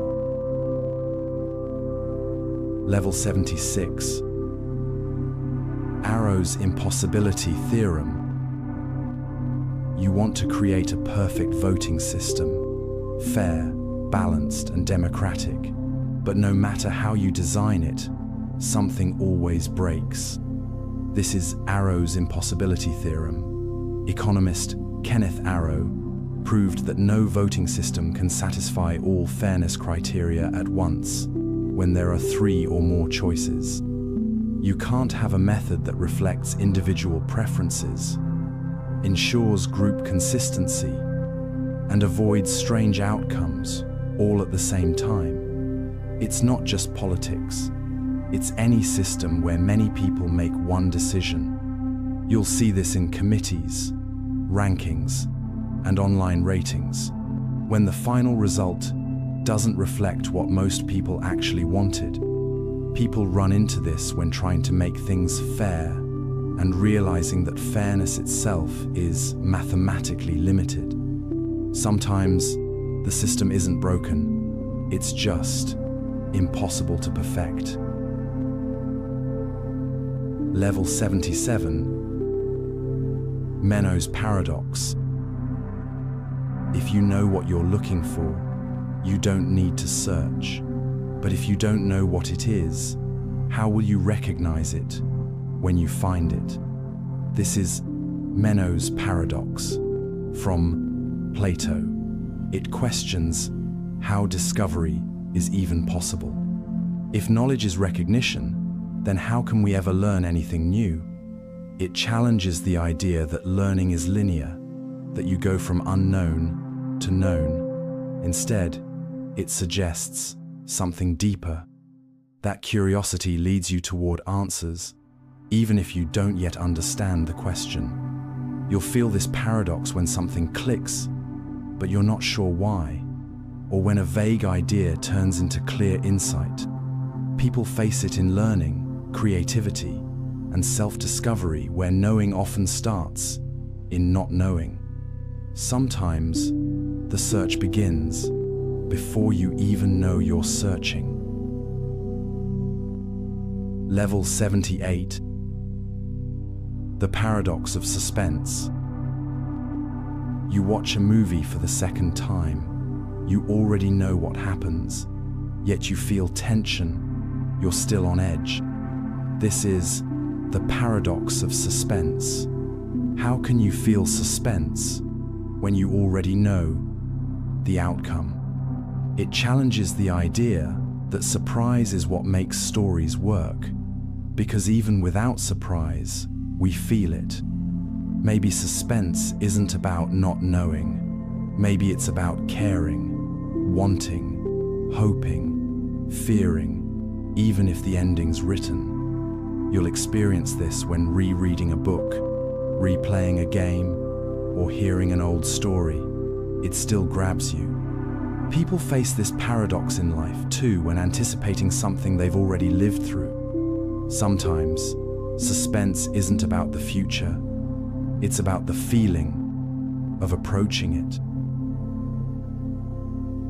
Level 79.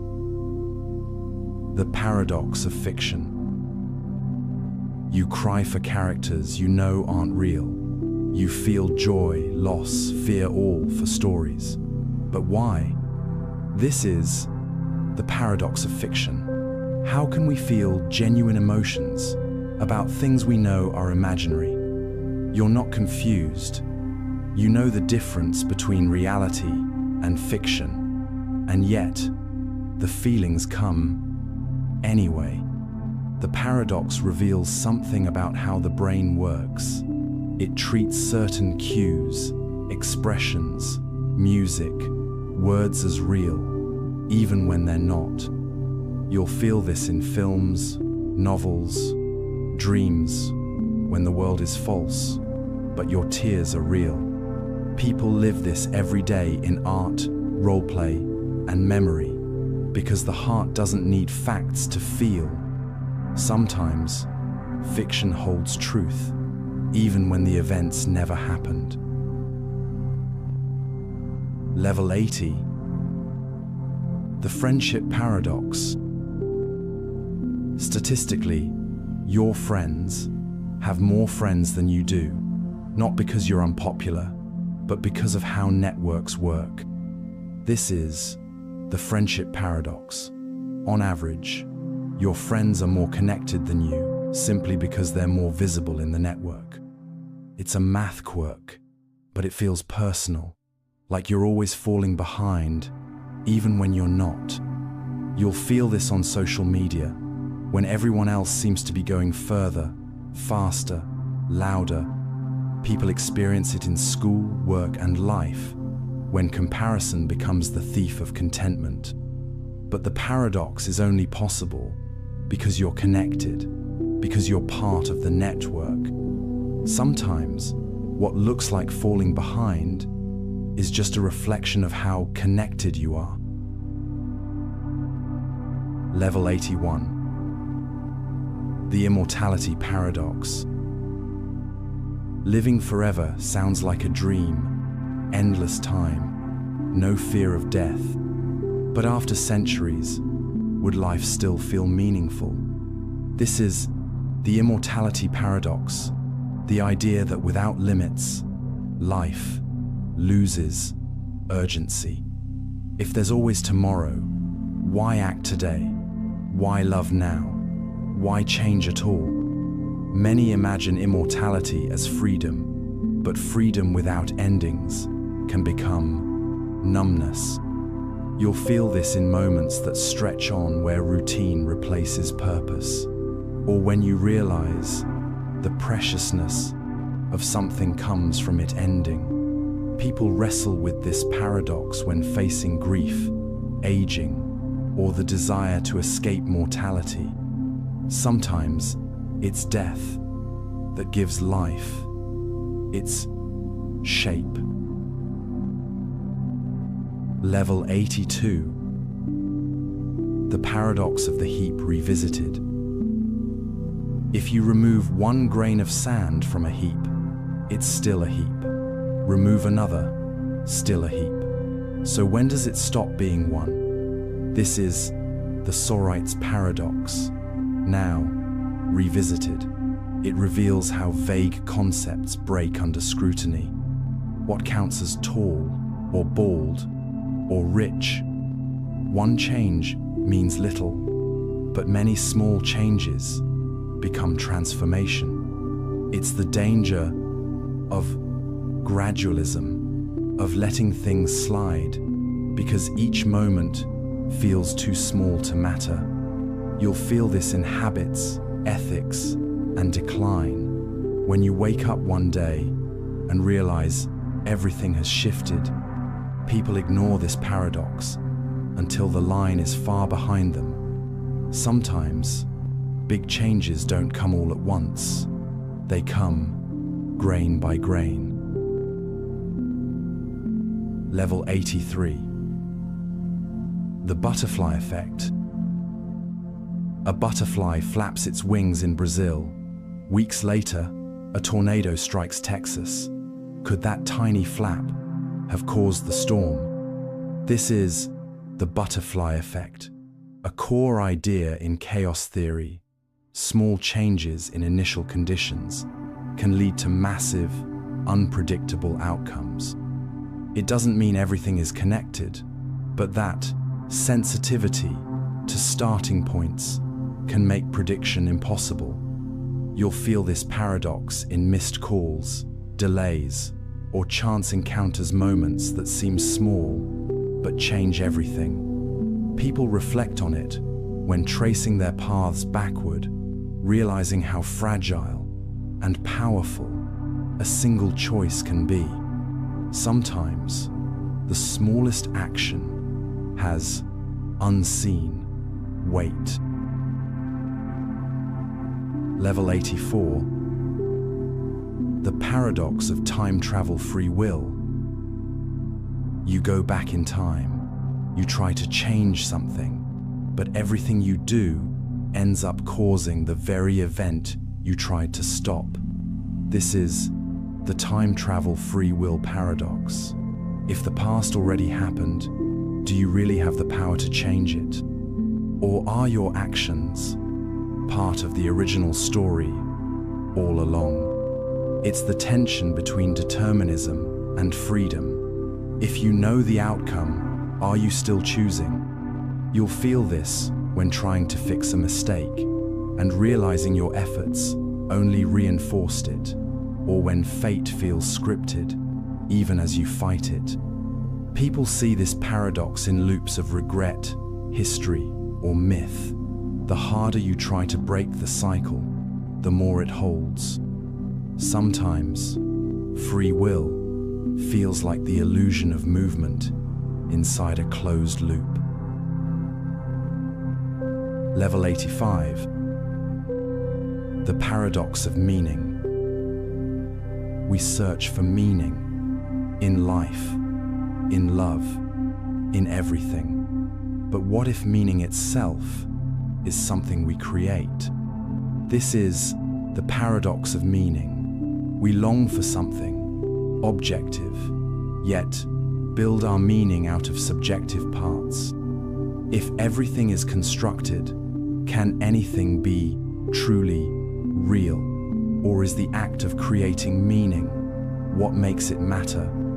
You'll feel this paradox in crises of faith or during quiet nights, wondering why anything matters. People face it when old beliefs fall away and nothing yet replaces them. When the world feels silent and the meaning must come from within. Sometimes the paradox is this: meaning isn't found, it's chosen. Level 86. The two generals problem. Two generals want to attack a city at the same time, but they can only communicate by messenger, and the messenger might be captured. So how can they be sure the other will attack? This is the two generals problem. A paradox about coordination over unreliable communication. You send a message, let's attack at dawn, but you need confirmation, and then confirmation of the confirmation, and so on. Infinite uncertainty. The paradox shows that perfect coordination is impossible if there's even the slightest chance of lost communication. You'll feel this when trust is fragile, when you wait for someone else to move first, just to be safe. People experience it in diplomacy, business, and relationships where both sides want the same thing, but fear moving alone. Sometimes, it's not the decision that's hard. It's being sure someone else is making it too. Level 87. The lottery paradox. You believe that ticket 4,532 won't win the lottery. So does 4,533 and 4,534. You believe this for every ticket, but you also believe one of them will win. This is the lottery paradox, a tension between rational belief and what we know must be true. It seems reasonable to believe that any single ticket will lose, but collectively, that belief contradicts itself. It questions how we assign probability to things we know are unlikely yet still possible. You'll notice it in everyday skepticism, when doubting every detail leads to rejecting the whole. People experience it in science, decision-making, even trust when individual doubts clash with global certainty. Sometimes, being rational about every piece makes the whole look irrational. Level 88. The paradox of the arrow of time. Physics works both ways, forward in time and backward. yet in real lifetime only moves forward. Why? This is the arrow of time paradox. The laws of motion are reversible, but our experience of time isn't.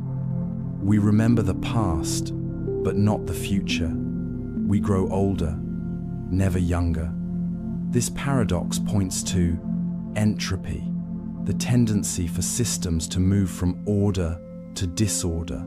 It gives time its direction. You'll feel this in aging, loss, decay, when you realize how irreversible some things truly are.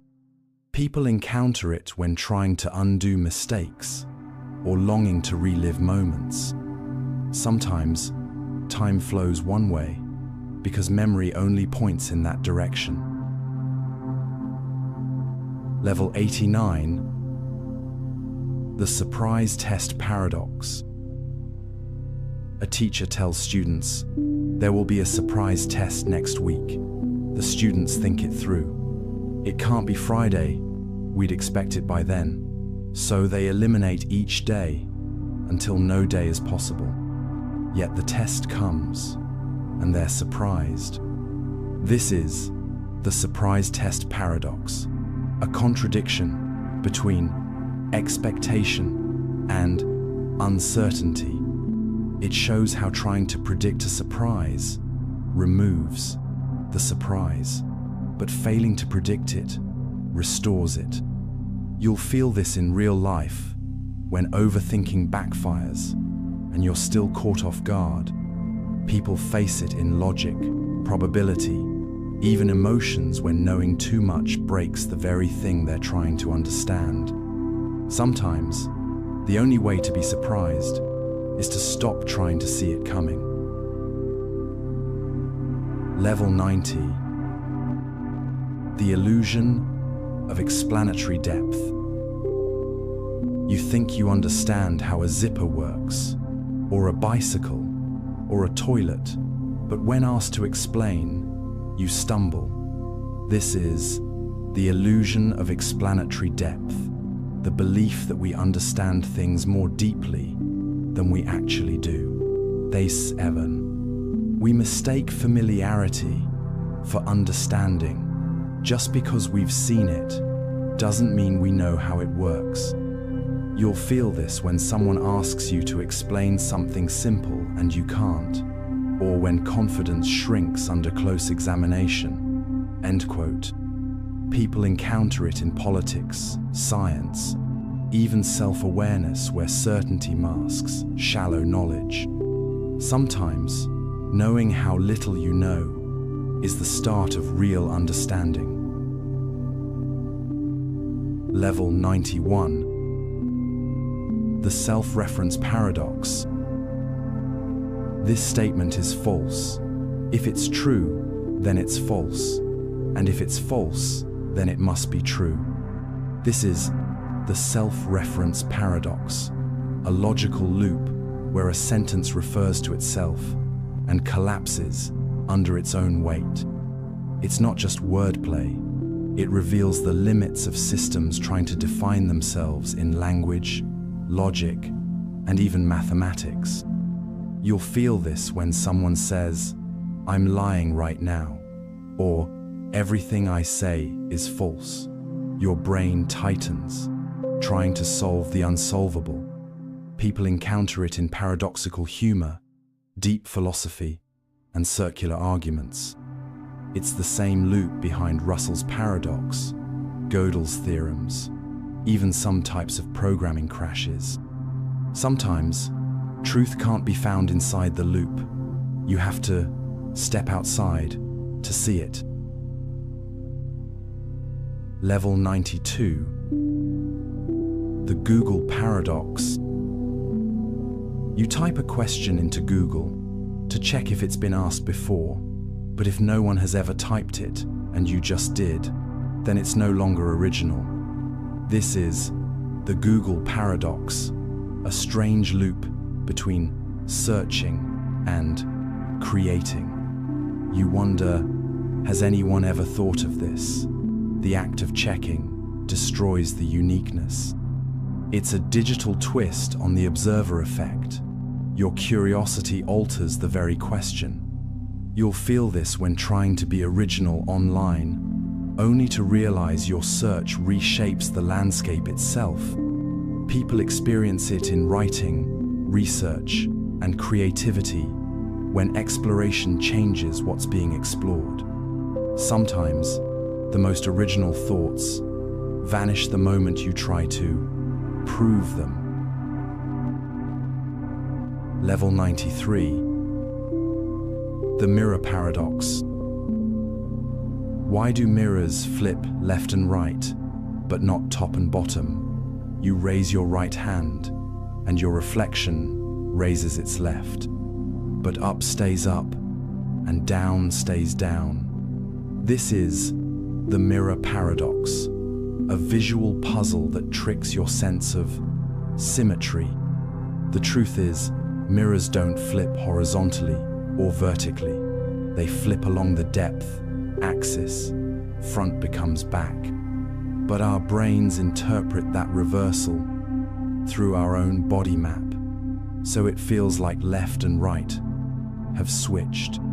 You'll feel this paradox when trying to cut your own hair or fix a tie in the mirror. Everything looks familiar, but off. People encounter it in spatial reasoning and optical illusions, where the mind's map doesn't match the world's rules. Sometimes, what you see in the mirror is less about the glass and more about how you're looking. Level 94. The paradox of the quiet room. You enter a perfectly silent room, no sound, no hum, but instead of peace, you start to hear things. Your breath, your heartbeat, maybe even a faint ringing. This is the paradox of the quiet room. The more silent your surroundings, the louder your mind becomes. It's not just about sound, it's about awareness. In the absence of noise, your senses search for anything to hold. You'll feel this in meditation, isolation, or late at night when stillness brings thoughts you didn't invite. People experience it when quiet turns inward, when silence stops being peaceful and starts becoming personal. Sometimes, silence isn't empty. It's the mirror of your own attention. Level 95. The end of infinity. Infinity never ends. It's endless by definition. But here's the paradox to talk about it. We must frame it, give it a starting point, and imagine what comes after. This is the end of infinity, a paradox born from trying to contain something that cannot be contained. We say infinite numbers, infinite time, infinite space, but the moment we discuss it, we're drawing boundaries around the boundless. You'll feel this when trying to picture forever or count without end. The concept stretches until the mind folds. People encounter it in math, philosophy, and faith when the finite tries to touch the infinite. Sometimes, infinity doesn't end, but the mind, trying to grasp it, does. Level 96. The end of infinity.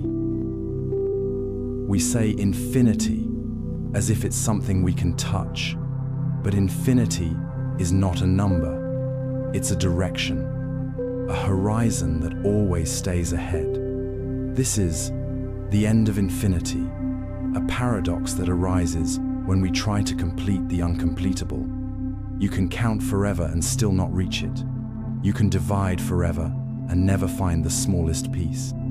Infinity has no edges, but we keep trying to draw them, to say where it starts or what lies beyond.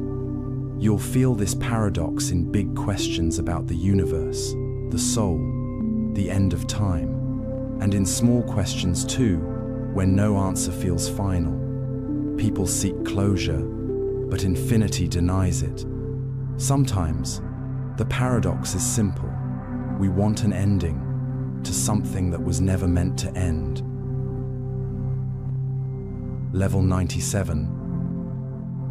The observer's paradox. To study something, you must observe it. But when you observe it, you change it.